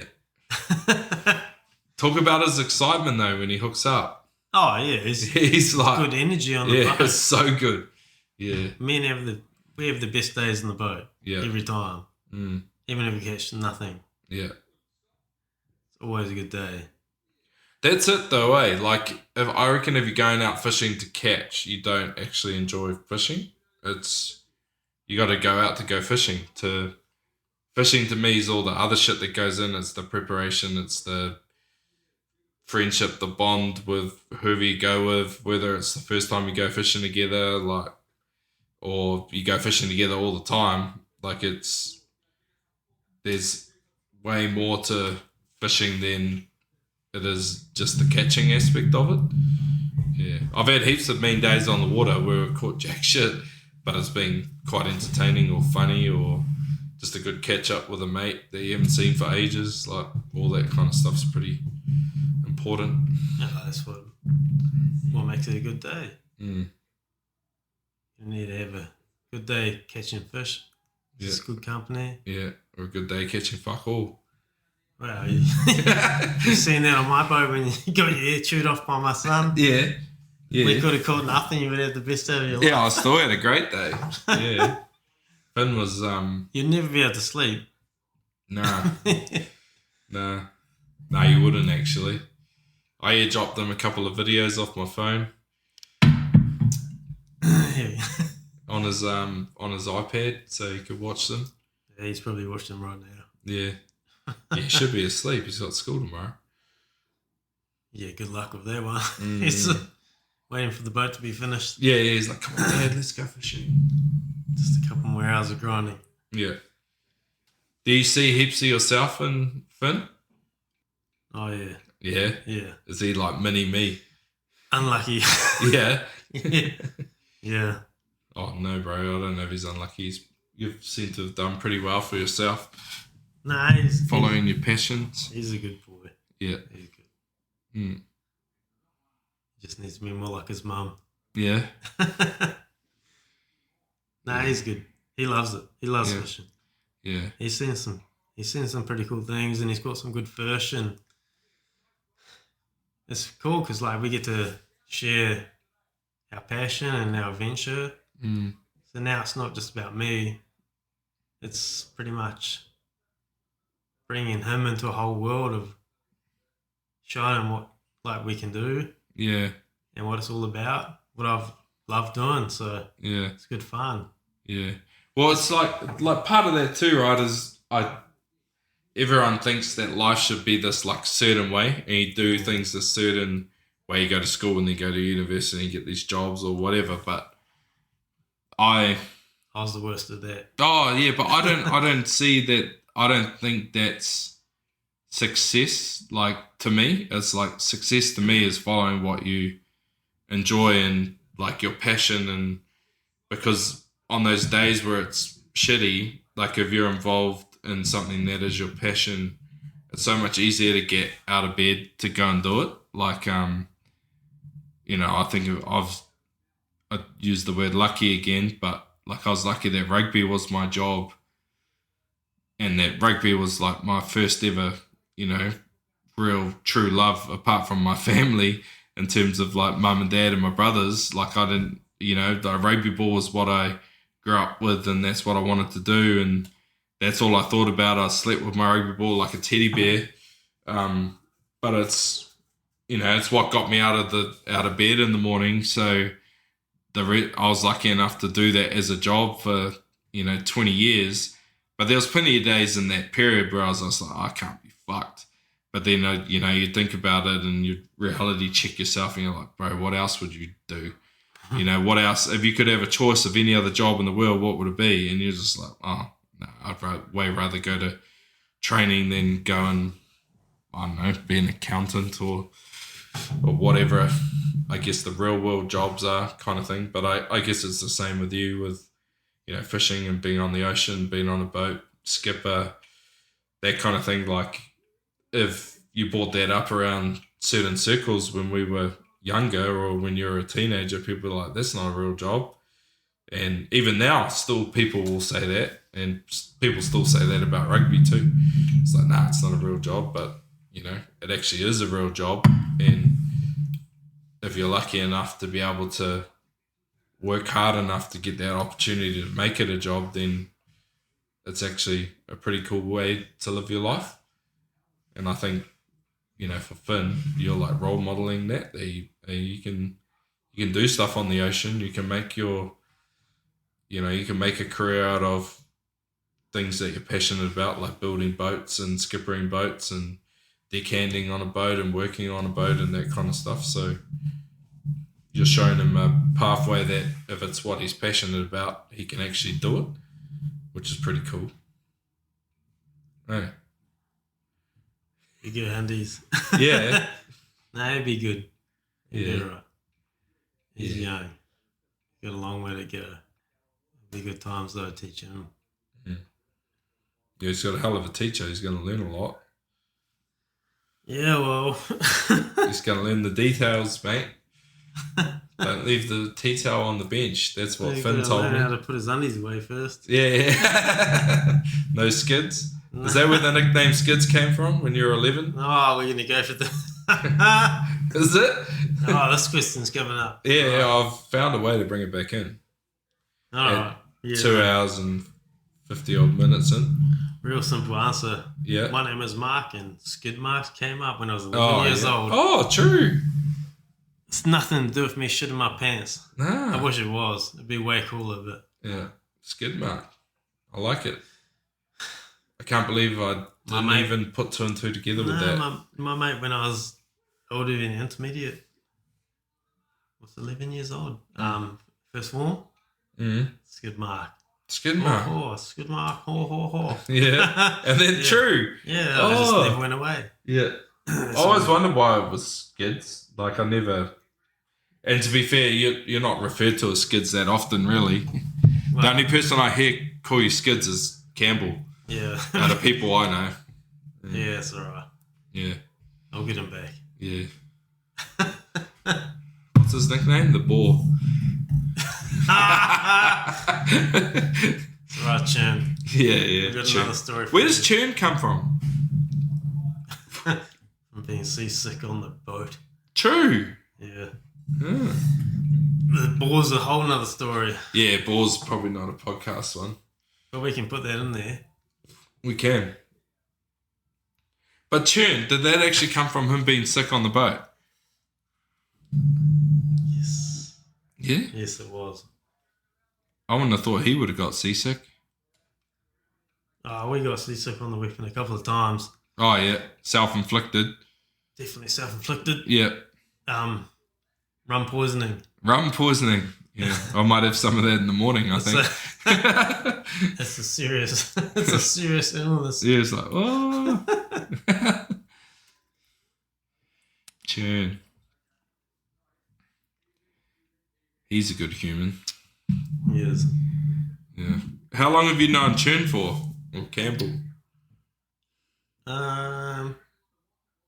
Just trying to see what... I'm pretty sure he asked the question. But. Shit, I think I would have run into Campbell when we were about... I wouldn't even know. Maybe 15 years old or something. Yeah. Real stupid. Like high school. Did you go to school together? Nah. No. I went to Mount. He went to... I think he was the Tanger Boys. Oh, was he? Yeah. Oh, he wanted to know where you got your yachting gloves from. That's right. Here's one from Brad Eberhardt. Have you ever caught a koi carp on a fly? Or have you ever caught a koi carp in general?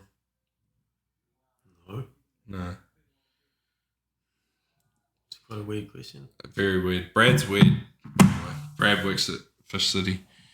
But he actually, catches koi on his fly rod for fun. Never done that. No. It's the only fish that is, I don't know if it's the only fish, but it's definitely a fish that it's illegal to put it back. It's a pest. Yeah. You gotta kill it. Yeah, you got to kill it. Yeah, You're not allowed yeah. to put it back in. Same as a Is there anything else? oh, There wouldn't be anything in the ocean, right? No. there's two. Maybe I can't remember. I know koi's one. Yeah. You cannot catch a koi and put it back. No. It's illegal to catch one and put it back. It's so fun. That's funny, eh? Or not funny, but it's like, yeah. Quite weird. It's a weird concept when we think about, I don't know, because we fish a lot on the ocean, it's all about conservation and putting them back.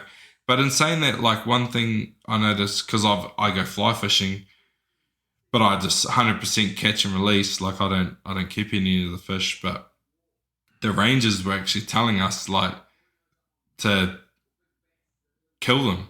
They're like, no, you need to take. There's too many trout in the rivers and too many in Lake Taupo, that they were like telling us to make sure that we killed our limit. But we're like, we're not going to kill them if we're not going to eat them. Limit. Well, like to catch our limit. And then it was like, well, we're not going to. I don't know. It might be 6 fish now, I think, in Taupo. They're hungry. Yeah. And I was like, what are we going to do with them? Like, Trout tastes like shit. yeah, I'm not a big fan, especially the river ones. Like they're a bit nicer when they're in the lake, but when they're in the river, they taste a bit like mud. Oh, I've eaten like one trout ever. I was like, this is yuck. Tastes like shit. Yeah, And there's heaps of bones in it. yeah, heaps of bones, hard as to eat. He's like, oh, put on the smoker. It was like one of those mist smokers. Yeah, I was like, hey, that'd be fucking mean ass. Like smoked trout, so yeah, nice. and it wasn't. I was like, pulled out. I was like, Kauai tastes way better than this. Yeah, I was like, why so many bones? yeah. Isn't Kauai like the trout of the ocean? Isn't that what they call I'd it? rather eat Kauai. Fuck that shit. It Yeah. was so yuck. Yeah, It was below average, like below Yeah. average. yeah, yeah. No, I'm not a big trout fan either. They're good sport, good fun to catch, but yeah, I definitely enjoy the fly fishing, but it's more I guess the kind of skill to be able to try and catch one, because I'm very amateur. Like I hook myself in the back of the head and in the air and stuff all the time. So yeah, it's a bit scary when you're standing there on the river like casting and it's quite windy, and you like get a big gust of wind and you like load your rod and then you go to flick your line forward, and then you're like tense up and drop your head down, hoping like how that the wind doesn't blow the flies and then hook you in the back of the head. But yeah, I've definitely done it a few times. Yeah, but it's like sometimes it's quite hard when you got a hood on, like it's a little bit in the way. Well, I just feel like probably more so for my vision. Oh, yeah. But yeah. Or sometimes it's a little bit hot, sometimes it's freezing, and that's all good. It's never hot, it's like wear a fucking minus beanie. 2 degrees. Nah, it's not always minus 2 degrees. You go fishing in the summer too. Yeah, out there in the summertime. Yeah. Summertime, you're out there chasing blue marlins. Do you catch any blue marlins on pursuit? Yeah, we got a couple of blues. Big ones? What do you call it, like?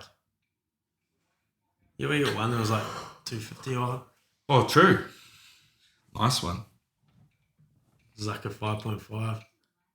Zook at 5.5. Yeah. Black and purple? Yep. Money. Yeah, it was. They love that thing. They catch us heaps of fish. I remember Sean Thompson showed me his one, and it was they ran as a teaser one year on Aranui, and they fished off North Cape, and I think he only ran it for one trip, and the whole thing smashed to pieces. Like the Marlins loved it. No, they get hard. Yeah. No, we got blues. We caught like at least 1 or 2 a year, Oh yeah. maybe 2 or 3. At the King Bank or normally on the way up? No, it was never on the bank. We catch them on the way, or when we were fishing like White Island to Oh yeah. Rainfilly, like Yeah. going from Rainfilly to back to Whakatane. Oh yeah. We caught a lot of island from Whakatane back to Rainfilly, like that area, sort of Te Kaha. Yeah. Just a couple of lures out. Mm. Yeah, we got a few good ones. Yeah. Yeah, Rick told that awesome story how they caught that black marlin down off the Motu River Yeah, never in caught like black. 38 metres of water. My nemesis, catching a black. Yeah? Never caught one? No, never Had a caught bite? black. Never. Oh, I think I had a bite. Yeah. And I've seen one. I'm pretty sure I saw one Yeah. at least once or twice, but Yeah. When you seen it, did you just see it tailing or feeding or something? no, or did you have them on? just feeding. Yeah. And they had a shot on my bait, and then that was it. Mm. So yeah, it will happen one day. Yeah. It will happen. Seems to be very much a bycatch in New Zealand, the black marlin. Like there's probably more bites on kingfish baits than there is on marlin baits for blacks. On an annual basis. Yeah, I don't know. You always hear of these like black marlin getting caught, and it's like some dude live baiting on a pin and on a jigging rod. Yeah, well, I think Mick on the club, is it Club Talk? Oh yeah, White. yeah, He hooked one real late in the season. Black marlin and Volkners. yeah. Bait. Live baiting for kingies, or just where had a it was, bait. Yeah. Yeah, black marlin jumping around. It's pretty cool. Mm. It goes to show you just spend enough time live baiting, you're going to get one. Yeah, well, you caught it real late. Stripey, live baiting, didn't you? Off Cuvier? Yeah, yeah. On a trip home with the family, wasn't it? On Pursuit? Yeah, we got a striped marlin on a ledge rig Yeah? It on the... was in June, wasn't it? It was late June. We were on a trip home. Yeah? trying to catch the John Dory. Yeah? Yeah, nice. So did you have a livey on the Yeah, we're ledger rig? Cuvier pins. And we were fishing for John Dory's and Puckers, whatever. Yeah. Anything. That was hungry. Yeah. Like 100 meters water. Yeah, striped marlin. Nice. Crazy. Last one of the season. Yeah. So did you get bit and were you like, oh yeah, mine? How soon did you know it was a marlin? No, I was... Were you on the rod? Yeah. Yeah. I was winding my bait up because we were tangled up. I think we were tangled up and I was winding my bait up. I was like halfway up and it started angling out. I was like, fuck, shark's got my bait. Yeah. Because they had a little live mackerel on my little ledge rig. Yeah. I was like, oh shit, shark grabbed, like mark a shark all day. Yeah. So we're like trying to sort out the rods. And all of a sudden, marlin starts jumping next to the boat. I was like, oh, this is a bit weird. Yeah. I think I've got it on. And I was on my little, the little accurate 500. It's got like 200 meters of braid on it. Yeah. Not a lot of line. It emptied real fast. Yeah. Like that fish took off. Ledge rig sinker smashing on the head. He was gone. He's out of here.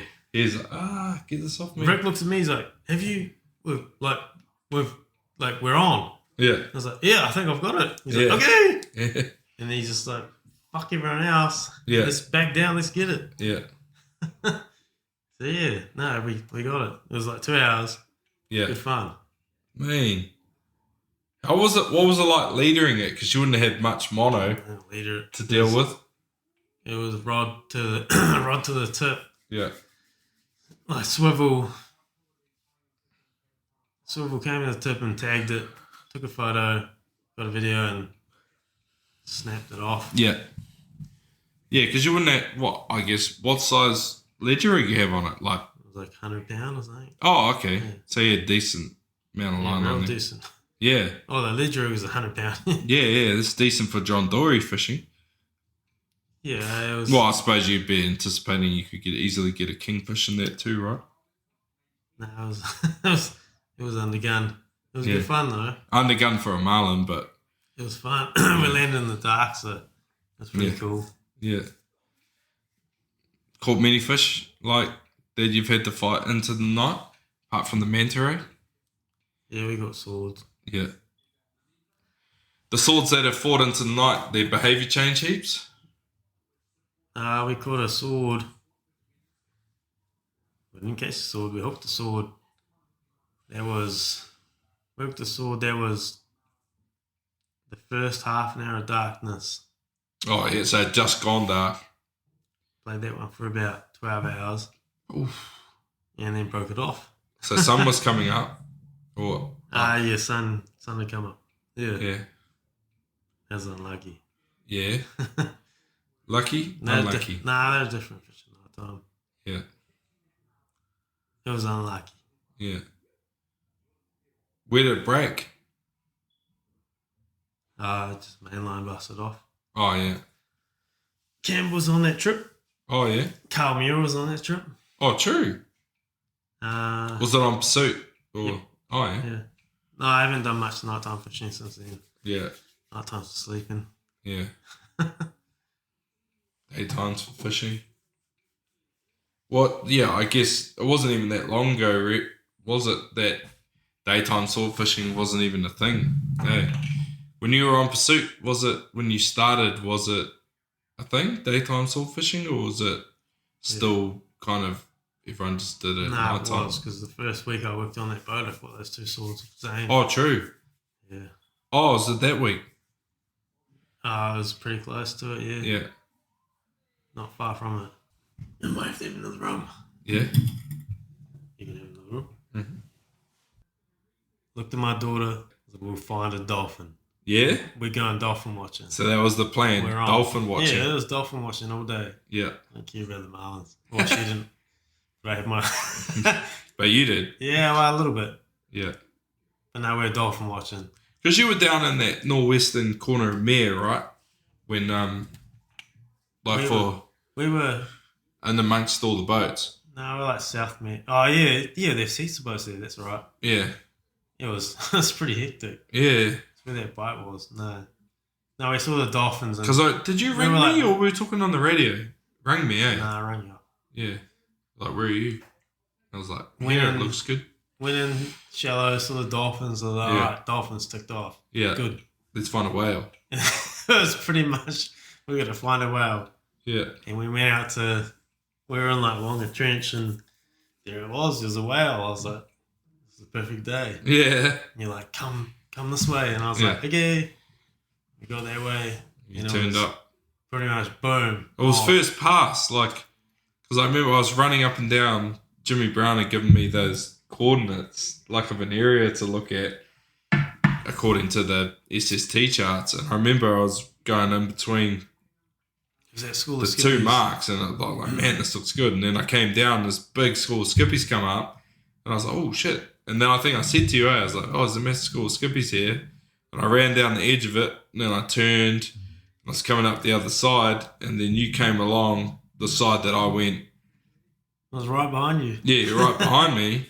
And then I just remember I was just trawling along, and I just hear you on the radio like, yep, there's one here. And I was like, did I hear that? And I sort of like looked around, and I looked at Jimmy, because Jimmy Ham was with me. And I looked at him, and I was like, bro, did you just say there's one here? And I was like, did you just say there's one here, Mark? I was like, nothing. I looked over at your boat, and I saw you like off the wheel, standing, looking out the back, and I was like, bro, they're going to get bit.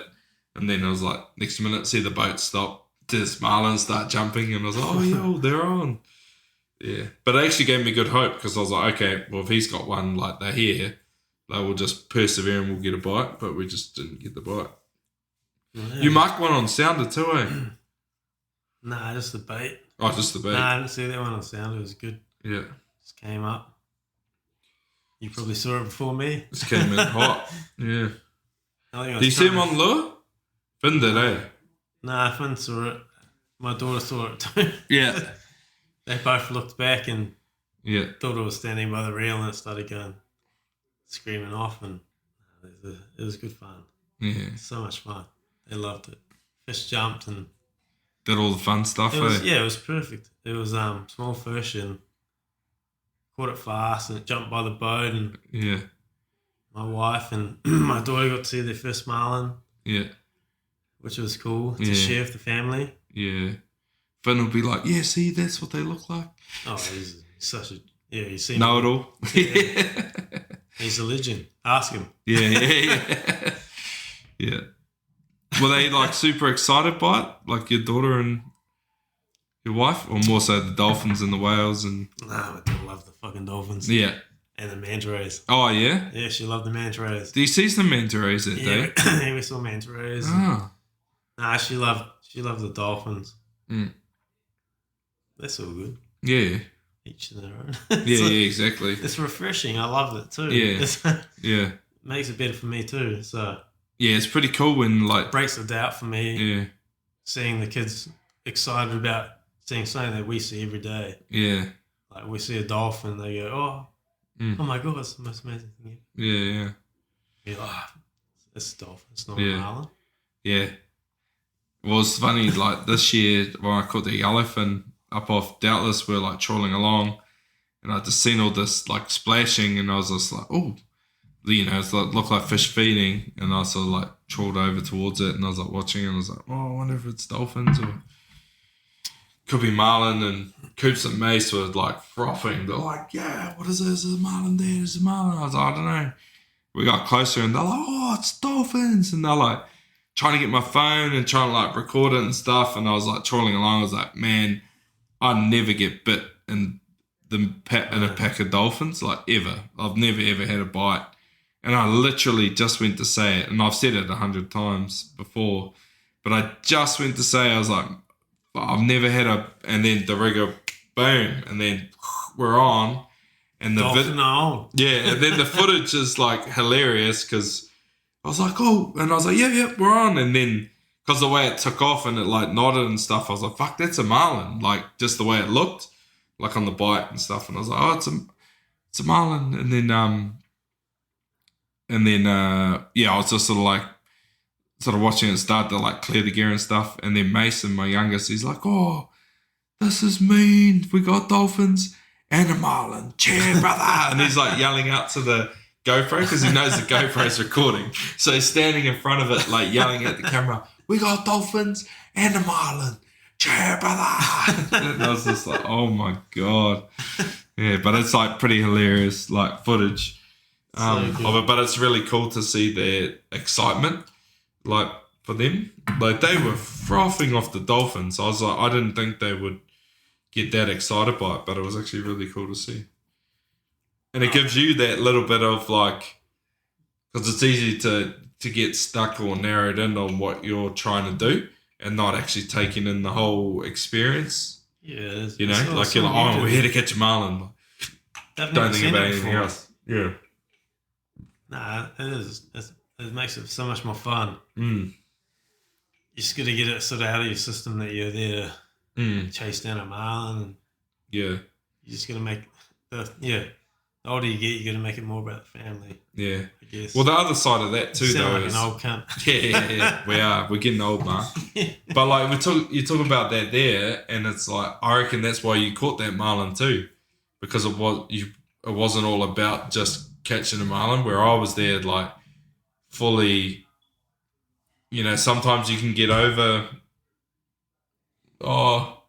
over like focused, but like over zeroed into what you're trying to do and not really taking in all that's, you know, kind of presenting and actually enjoying the day.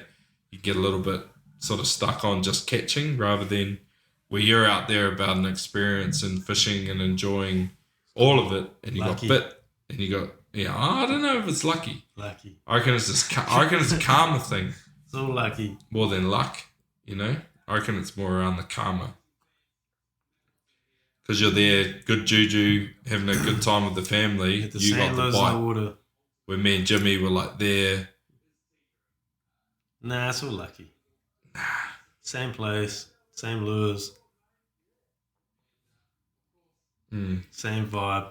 Come on. I reckon your vibe would have been better on your boat than ours. So I reckon the vibe. You heard me yell at my kids? No, I haven't yet. Have you heard my wife yell at me? No. Was she yelling at you that day? She was when she was hooked up. There was dolphins and like beautiful weather. She was when the fucking marlin was pulling. Oh, true. Nah, she did good on the rod. It was good. Yeah. It was good fun. It's the first time I've had her on the rod, there wasn't a marker shark. So. Yeah, she's a shark slayer, eh? Yeah, she was a shark slayer. Yeah. We've caught a couple of good sharks. Yeah. First time we went trolling together. Yeah. Got them on. Alright. Cooper caught a hammerhead shark the other day. I took him live baiting. Went into my little spot in behind Castle there and Only sharks. got bit. And I was like, oh, yep. And then I was just like, I think that might be a shark. But then it acted very marlin, did the, like the head looked like, the head nods and then like screamed off. And I was like, oh. Hammerhead all day. Yeah, and then I saw the angle and I was like, come on, jump. And then never jumped. And I was like, And they start going down, you're like, fuck. Yeah. We're going to be here for an hour. Yeah, which we were. But he did a really good job, actually, because to start with, when I said it was a shark, he was like, oh, I don't want the rod. And I was like, no, get on the rod. I was like, treat it like a marlin until you know it's not. And then he was like, oh, I don't want to wonder if it's not a marlin, Dad. And I was like, Call them all marlin. get on the rod. Yeah. It's a marlin. Because I've had them before. I thought it was a shark, and I was like, being an idiot trying to get rid of it. And then it bit me in the ass because then it swam towards the boat and put its head out of the water. And I was like, holy shit, it's a marlin. And then it like threw the bait right in front of me and swam away. And I was like, oh, I should have treated that different. Yeah. So I said to him, like, treat it like a marlin until you know it's not. But yeah, he did a good job. Like they pull hard, eh? Like it's a good old battle. That means, like, they get hard as. Yeah. Yeah. I fully forgot about granny gear. And then I was like, oh shit. And then I gave him granny gear and then he was pretty good. Ended up getting it up and got it up and the cool thing is he was actually so stoked like afterwards, but I think it's the achievement factor is like, he did it, like there was tears and he was crying, he's like, it's too hard, my legs are sore and all the rest of it, but it is what it is, like he's only 10 years old, and it was pulling hard, so. But then it was really cool to see at the end, like we caught the fish and had alongside the boat and I had along the leader and he's having a good look at it and we end up, cutting it off, let it go. And then he kept the leader. He's got it like in his room, like as a trophy up on the wall. Oh, that's cool. It's a bit of respect. Yeah. For the fish. Yeah. That's nice. Yeah. So he's like, oh, Dad, can I keep it? Keep the trace? I was like, yeah, Can I keep his hammer? Yeah. Yeah. So he's got it up in his room, up with his rugby trophies. It's weird though, eh? Like hammerheads always eat your skippies. Like They fucking love them. they do, eh? They love them. There must be heaps of them because I've caught heaps live baiting. Hammers. Yeah. No. It's all I've caught on baits, apart from marlin. It's always a hammerhead. Yeah, well, it's the same place. Well, yeah, Mayor and Castle. They pull hard too. They do, yeah. I've caught some big ones. I remember I took Joe Webber, the New Zealand Sevens player. I took him out and he'd had shoulder surgery. And we were like, we'll go live baiting, took him out and we hooked a huge hammerhead. Like, it was like, fuck, it seemed like the size of mini chiefy. It was that big. We fought it for ages, like nearly 2 hours. Finally got it to the boat and I was like, holy shit, that thing is massive. Yeah. Big fish. Pulled real hard. Big old T-bone. Yeah. Right on Lassiter's. Oh, We yeah? hooked it, yeah. Yeah. Lassiter's reef. Like, or just off the side of it, yeah. That's it, his reef. It's like 70 metres? Yeah. Yeah. Yeah. Marco Central. Is it? Oh, yeah. Yeah. There's fish there. There was only hammerheads that day, though. I've never caught a marlin on anything but a skippy live baiting. Hooked a couple on Kauai, but they spat them out. Oh, yeah. I've caught a couple of Koe's would be mean, but I've never had bites stick bait rod. on a stick bait. Yeah. Was that Wanganella's though? Yeah. Yeah. Doesn't count. Nah. It fucking does. It's so It sore. counts in terms of catching it, but It's the doesn't most count in painful thing terms of I've ever been through. hooking it. It's worse than childbirth. Yep, that's what I've heard. That's what Brownie reckons. Oh, yeah. He caught one on a stick bait rod. He's giving birth. yeah, I think he gave birth too. How many times have you been to Whanganala Banks? I've been to the banks 2 times. Yeah. Me? Unreal. Right. Every time. Yeah. They're out the gate. Yeah. First time we were there, we caught 94 fish in 4 days. The second time, it was a filming trip. Oh, yeah? We were filming for, I can't remember what it was. We just had people with cameras Yeah. trying to find meatballs and didn't really fish. So it was the first trip that counted. It was good fun. Yeah. Man, I saw a lot of marlin. Yeah. It was sick. That place is fucking out the gate. Yeah. So cool. Crazy, eh? We just stopped on a meatball and I jumped in with my camera and oh shit, it would have been like 12, 15 marlin on my little GoPro. Yeah. Like back then my GoPro was, I don't know, it was like a GoPro 4, so Yeah. didn't really show everything you could have seen. So it was pretty cool. Managed to capture like all those fish in that one little frame. Yeah. But it was awesome. It's so good. It's pretty amazing, eh? Like that one place can hold so many fish. Are they there all year? Like, or is it seasonal there too? Like it is for us down here, summertime. Yeah, I don't know. Because everyone kind of seems to fish it when our season finishes, eh? Like sort of now, like May, like April, May, June sort of time. Is it or? Oh, I'm not sure. Yeah. There'll be fish like migrating, moving Yeah. from the coast up, or I don't know. Yeah. Because I always wonder where our fish go, because we obviously have the biggest striped marlin in the world and you don't catch them anywhere else. So I'm like, where do they go? Do they just go to the Whanganala Banks, hang out, and then come back in summertime? We've got some big ones up there. We got shit, I think the biggest striped marlin I've ever seen was probably at the up at the Whanganala Banks. So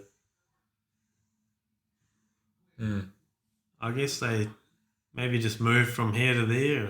I Yeah. don't know. Well, no one knows, I ain't right? no scientist. Yeah. Yeah. But that's a bit where I'm like, well, obviously our fish don't go to the islands because then they would get 150s, 160s, 180s They're up like- there and they don't. It is like they're like Tongan rich. Yeah. Nah. Must Yeah. be different, eh? Must You be. reckon, bro? Yeah, it is. Yeah. Different. Must be because they don't get any big ones. No, you get those little ones. Yeah. And blue, like small blue marlin. Yeah. But not like the stripies. Yeah, so I guess with that, like knowing what you know, because you've obviously been to the Whanganala Banks, if you're, because here in New Zealand, like fishing on the coast, fishing out of home here, you're a bait fisherman. If you went to the Whanganala Banks and you wanted to catch, would you tow lures or would you bait fish up there? Oh, it'd be totally fishing bait and switch. Oh, yeah? Yeah, for sure. Yeah, because of the amount of opportunities and shots and... Oh, like the fish are hungry. Yeah, Yeah, and we fish light gauge hooks. yeah, And we caught real good fish. yeah, Easy. yeah. But I think you could get better results by fishing with bait and switch. So like teasing them and then pitching them a bait. Yeah, but results were it was pretty good. Yeah, yeah, We yeah. caught a lot of fish. What'd you catch? Like in the first one, 94 in 4 days. I think we caught 94, which like it's hard to argue with. But What did Jimmy Brown and that do the other day? Something stupid, eh? Was it 200? I don't know. Yeah. It was a lot, but it just talks for itself. You Mm, get a good crew, mm, good people, yeah, and a good system, and yeah, tease and switch, and yeah, Because Luke and that did, they get 196 or something, eh? Is that right? Know, bro. I don't know. I think they went up there not long ago. Is that Neil? I think so, yeah. Yeah. I don't know. He's the man to go off, though. He knows the place pretty good. Knows it pretty well, eh? Are the is it a big area? Like, yeah, it's pretty big. Yeah. Is it like a huge bank, is it? Or like a big volcanic kind of mountain in the middle of the ocean? Oh, it's a big area. Yeah. Like, you have to know where the fish are and where the bait's holding and the current. And yeah. You got your current pushing against one side of the ridge. Yeah. And they'll be there. Are they generally on the up current side or the down side of the ridge? Wherever the current's hitting? There's like a north bank and a south bank, and you can fish both. Yeah. So they move, but yeah. I can't. Yeah. Yeah. I don't know. Yeah. I was just on deck, bro. Yeah. No, it's pretty amazing place, eh? Crazy place. But you're bait fishing, eh, on the coast? Yeah. I'm bait fish dog. Yeah. Well, probably stems from your wharf days, right? Hand lines, smashing into the fence with your John Dory's. Bait fishing is good. It's easy, it's cheap. I'll be burning a tow tank a day. Yeah. Easy money. Yeah. Catch a couple of skippies, put them out, and it's definitely a better live bait fishery here, though, like on the East Coast. Like, fishing out of Tauranga, fishing out of Whangamata, Whitianga. Oh, it's a whole different fishery, yeah, for sure. Yeah. Like, if I compare it to the West Coast and Raglan, like, yeah, well, you've got a lure fishery over there, which is good. It works real good for you guys. You can tow lures and pretty much raise fish every day, which is pretty cool. Yeah.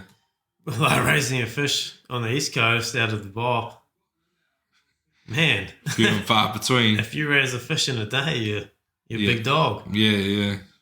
Like, sure, you have a good day, you might raise one or two, but those days are kind of few and far between. Yeah, or you put out a bait, there's a good chance you get a bite. Most likely you'll be hammerhead, but yeah. at least you get bit. Yeah. There's always that anticipation of what is it? We're tired. Oh, that's why bait fishing is good. Yeah. There's always a chance. You might get a black. That's what it's all about for me, so yeah. I want to catch that black. Yeah. Have you caught a blue? Yeah, I've got blues. Yeah. Have you caught a blue on your boat? Not on my own boat. Yeah. But I have caught You've caught caught a few blues, eh? Yeah, I caught a couple of blues. I've been on the rod for a couple of blues, and we caught a few on pursuit. Yeah. I guess you can count those, can you? Yeah. No, you can. Yeah. Zane caught a lot of blues, eh? I think Zane caught like 3 blues in a day. Yeah. Yeah, no, he's caught blues. Yeah, I think Campbell, I remember yarning to Campbell when he was saying, I think he might have. Yeah. I think Campbell's won the blue and black section as an angler like 3 times, all on light gauge hooks. I think they caught 3 blues in a day. Mm. Nationals like 4 or 5 years ago. Yeah. Yeah. It wouldn't surprise me. Yeah, and they won the blue and black section. I think he said he won it twice on the weapon. I think it was on like 1 engine too. Yeah?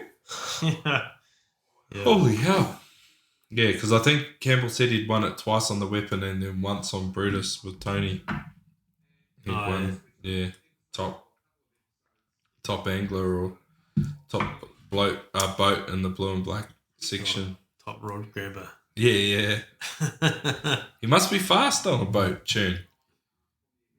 Yeah, fast. Quick to the rod. Yeah. Tackle anyone on their way there. See about that. Yeah. He wanted to know where you got your yachting gloves from, though. You just didn't answer that question before. Yeah. He can come see me. Yeah. See how good he is. Bernsko, I'll give him a discount. Discount code. Staff rate. Come and see MC Boatworks. We're on. 25% off. Yeah. You must be pretty excited though about the new boat and slowly piecing that together over the next, I guess, 6 months leading into summertime. 4 months, 4 or 5 months. Yeah, it'd be good, eh? It'll be fun. Yeah. Just got to get it back together and get it back on the water and back in action. Catch some fish. Yeah.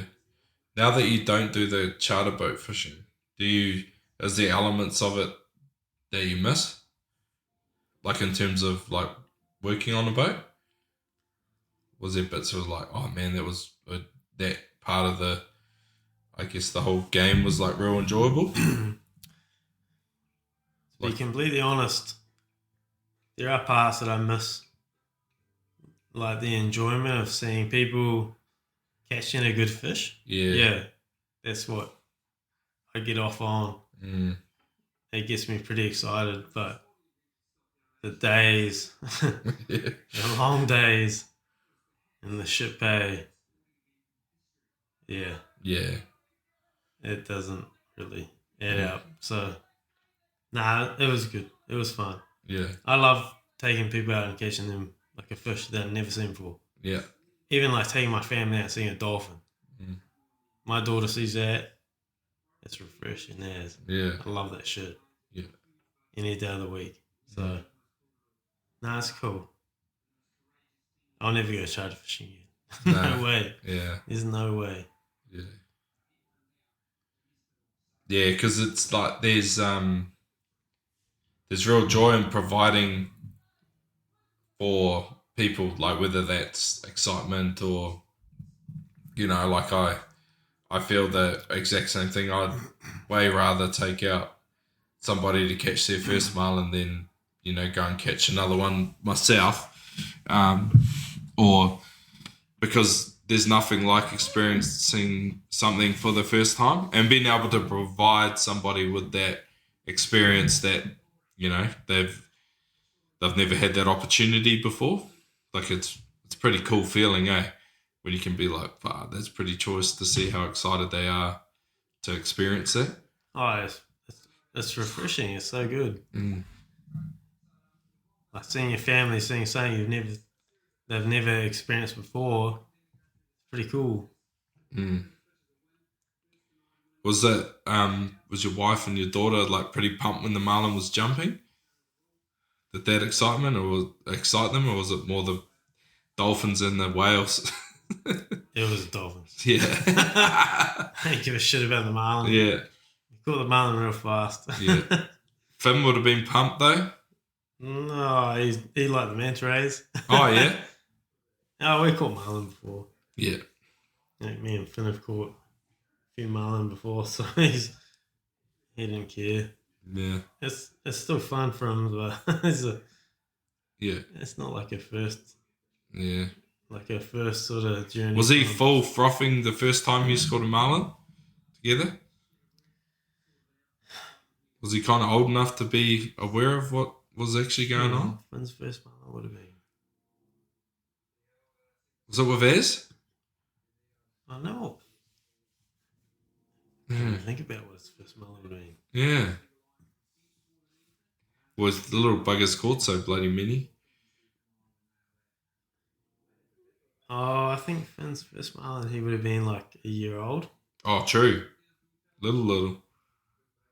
Oh, yeah. Yeah. He's probably more interested in eating his lunch, but Yeah. nah, it was good. Because you and Ez had a good day with him. Hey, like, did Scout go on that trip too, or was it just you, Finn, and Ez? I think you might have caught a couple years ago, 2 or 3 years ago. Finn's first marlin would have been the year before that. Yeah. And we went out and we got 2. My Uncle Charlie. Yeah? Yeah, it was me and it was Uncle Charlie. And then we caught those 2. And then we went out the next year. And then we did a trip with Az. Yeah. You call that one? Wrong. Oh. Speaking of Az, when he caught his first swordfish, how pumped was he? Because I was there for his first marlin on Critter Collector, and he was proper frothing. Like, it was actually really cool to see that level of excitement and froth. No, that was a cool trip. Yeah. Nah, that was fun. In his little boat. Yeah. It's like a 5-meter boat. That was cool. Could he mark, could you mark bait or anything? No, I don't think so. I think No, because when we were trolling, I couldn't see shit on the sounder. Spot, it was drop bait. And then we sort of drifted for a while, and I was like, oh, this is a pretty good spot. And then all of a sudden, bang. Get the old fucking tap. Yeah. Crazy. And we had the fish at the boat in like 10 minutes. Oh, true. It smashed the shit out of his boat, which was quite cool. It's the first sort he ever seen. Yeah. Nah, it was good fun. Yeah. Did you have fixed gaff again? Yeah, same gaff. Oh, true. Same gaff. Just gaff. sink it in, hold the on. Exact same one that we took. Yeah, so they're all stick it and hold on. Yeah. That's what I was taught when I was on pursuit. Yeah, well, I guess you showed me that day how much you can hold on to that fixed gaff. Was it pretty similar with Az's fish? Did it go as nuts as what our one did? Oh, it's pretty close. Yeah. You look at Az's boat. Yeah. Well, yeah, it had a heap of scratches down the side, I remember. But, because he caught that sword before he caught a marlin on it, eh? Yeah, it was the first bullfish on his boat. Yeah. Nice. Yeah. He was, yeah. Yeah. He was probably more worried about the rat Was on the he? side of the boat than he was about catching the fish. True. As a raps, they Yeah, well, yeah. to be honest, they were making a wrap. Oh, bro, I Then we remember got that when I went bite. out with him and he was like, "Oh, you want a wrap for lunch?" And I was like, "Yeah." And I couldn't believe the preparation that went in. He pulled out all these capsicums and onions, and he had his flash as knife that it was all rolled up in a nice sheath. And yeah, definitely, he's an attention to detail, especially when it comes to food. Like Az is a real foodie. We got bit on the wrap. Yeah, Yes, the wrap was made. true. Yeah. Yeah, I think it was second drift of the day yeah, on the wrap. Lunchtime. nice. Boom. Got him on. Yeah, I had that happen one day. I was out fishing, and I can't remember. I think I bought a bagel or something from the bakery in Whangamata, and we didn't have much food on the boat because I think we fished an extra day than we were meant to, so we'd like kind of run out of food, and we're like, but the bite was hot, so we're like, we've got to get out there. And I remember finally I tried to hold out as long as I could on eating my bagel because I was like, I'll just, wait as long as I can for the energy. And then I sort of sat down and I was unwrapping my bagel, and mate Tom that I was fishing with was like, "Bro, what's that?" And I was sort of like, looked down, I was like, Glamour Calm, and we're on the South Pins just in behind Slipper there, just south of the Aldi's, and you could see this like little bow wave like coming towards the boat, and I was like, "Oh, it's out of it? Like, what is that?" And we're like standing up, like looking, and we're like, "Oh shit, it's a skippy." And we're like, the skippy like boosting at the boat. And they got closer and we're like, "Oh, it's got a hook on its head." Like, and I was like, "Oh, it must be ours." And we kind of looked at because we had our bait up at the rigger. And obviously it was just coming towards us. And then all of a sudden there's this lit up stripey was just chasing it. And the stripey came around and turned underneath the boat, like came in around, pretty much under the hull, like around, it kind of looked like he went around the motor, just turned and just ate this thing like head first, like straight off the back of the boat. And because the fish had swum all the way in, there was a heap of slack line before it came out of the clip, and it came out of the clip, boom, got tight. Like, "Yeah, boy." And I was like, hadn't even taken a bite out of my bagel. I just fucking threw it overboard in my panic because I was like, "Yeah, we're on." So I just biffed my bagel, and the fish like screamed off like 50 meters and then fell off, like spat the bait out or whatever it did, and we lost it. And I was just sitting there starving, and we hadn't moved because we're like live baiting, so we're like doing like 1 knot in my boat, just the boat and gear. First back down on the bagel. Oh, I just look across and my bagel's just floating in the water. I was like, pretty depressing day. But yeah, when I went and fished with Az, when Az like came and fished, I fished with Az on his boat the first day. We caught his first marlin on Critter Collector. That's pretty mean. And I couldn't get over the how good lunch was. I was like, Babe, you get screamed at though? He was pretty excited when the fish came up. There's a marlin. Where is it? Where is that? There is. Yeah. Yeah. It's actually really cool to hear. It's good energy. Yeah, he's got great energy. Yeah. It's actually really cool to hear so much excitement. Like, because, I'm quite a calm person. I'm like, you are. Oh, yeah, there he is. Like, yeah, you're definitely calm on the boat. Yeah. Can There it is. There it is. And then I don't know whether I think it has to be something to do with my rugby career. I think it's just dealing with crowds and pressure and that kind of stuff. I'm just like, oh yeah, that's there, but something's going to happen and I'm going to have to do something. And I think that's what my brain's doing. It's like telling me, oh yeah, that's cool, it's exciting, but calm down, bro, because you're going to have to catch and pass under pressure, or you're going to have to start clearing gear or whatever it is. So yeah, it was actually quite interesting. Like, and it is like, it was even the day when we got Dan's one, like how much Dan lost it when we got bit. And he's like yelling and screaming and clapping his hands, but you kind of forget. Like, I don't know. Like, I was still super excited, but you don't. Nah, it never gets old. It never gets old, But it's just I don't externalize it like that. I don't show it. I don't scream in that. But inside, I'm probably, I'm definitely high-fiving myself. Yeah. Otherwise, you wouldn't be out there. No, exactly. Why were you out there if you're just sitting there? Oh, yeah. Oh, cool. there he is. Oh, cool. Well, we're bit. Yeah. Oh, nice. Got a bite. Got him on. Got him on. Yeah. Nah, it's pretty, I guess, all forms of fishing, whatever you're targeting, the bite's the best part. Yeah. It is a... Oh, it goes down to when you're working on a charter boat too. Yeah. It's good fun. Yeah. Seeing like other people catching the fish of their dreams, paying for it, so it's good fun. Yeah.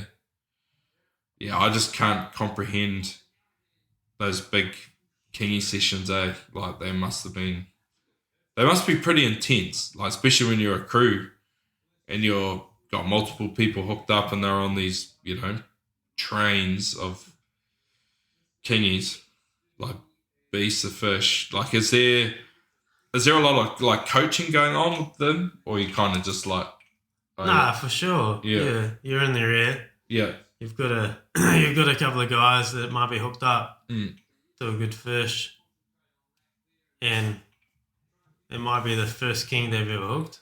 Yeah, true. And they're like, oh yeah, this is normal. Well, it's like what you said before, that guy's first kingfish was over 50. Yeah, first king ever, but you just never know what they're sort of capable of. Like you get guys that they've done it before and all that sort of stuff, but it never gets old. It never gets old. It's all good every time. Do you find with the newbies, they're real good because they listen to you when you give them advice on that generally, rather than someone that's done a little bit themselves and they think they kind of know. Yeah. So it'd be, So the best ones we ever got were the new people that had never ever sort of done that sort of style of fishing. Yeah. And girls. Oh yeah. Because they listen, which is that never happens at home, but yeah. But they were real good. Yeah. They would listen, so you'd lock them up and away you go and get a bite, up the drag, hold on, and they'd do it. Textbook. Yeah. Every single time. Yeah. So the girls are real good on the boat. Yeah, well, Matt Watson told a story too about a girl that, I can't remember if it was on the podcast or he just told me, but about like a girl that came fishing on the Ultimate Lady, and he said like she'd never fished before, no idea, but was just a weapon, like absolute machine on the rod, because she listen. Plus, she was like fit, strong, and able. Like she might have even worked in the meatworks or something like that.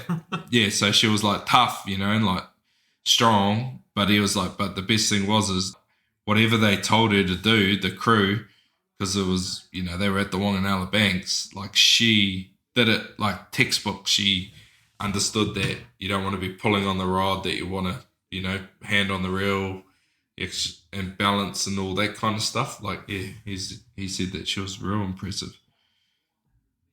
But yeah, like you said, they don't listen at home.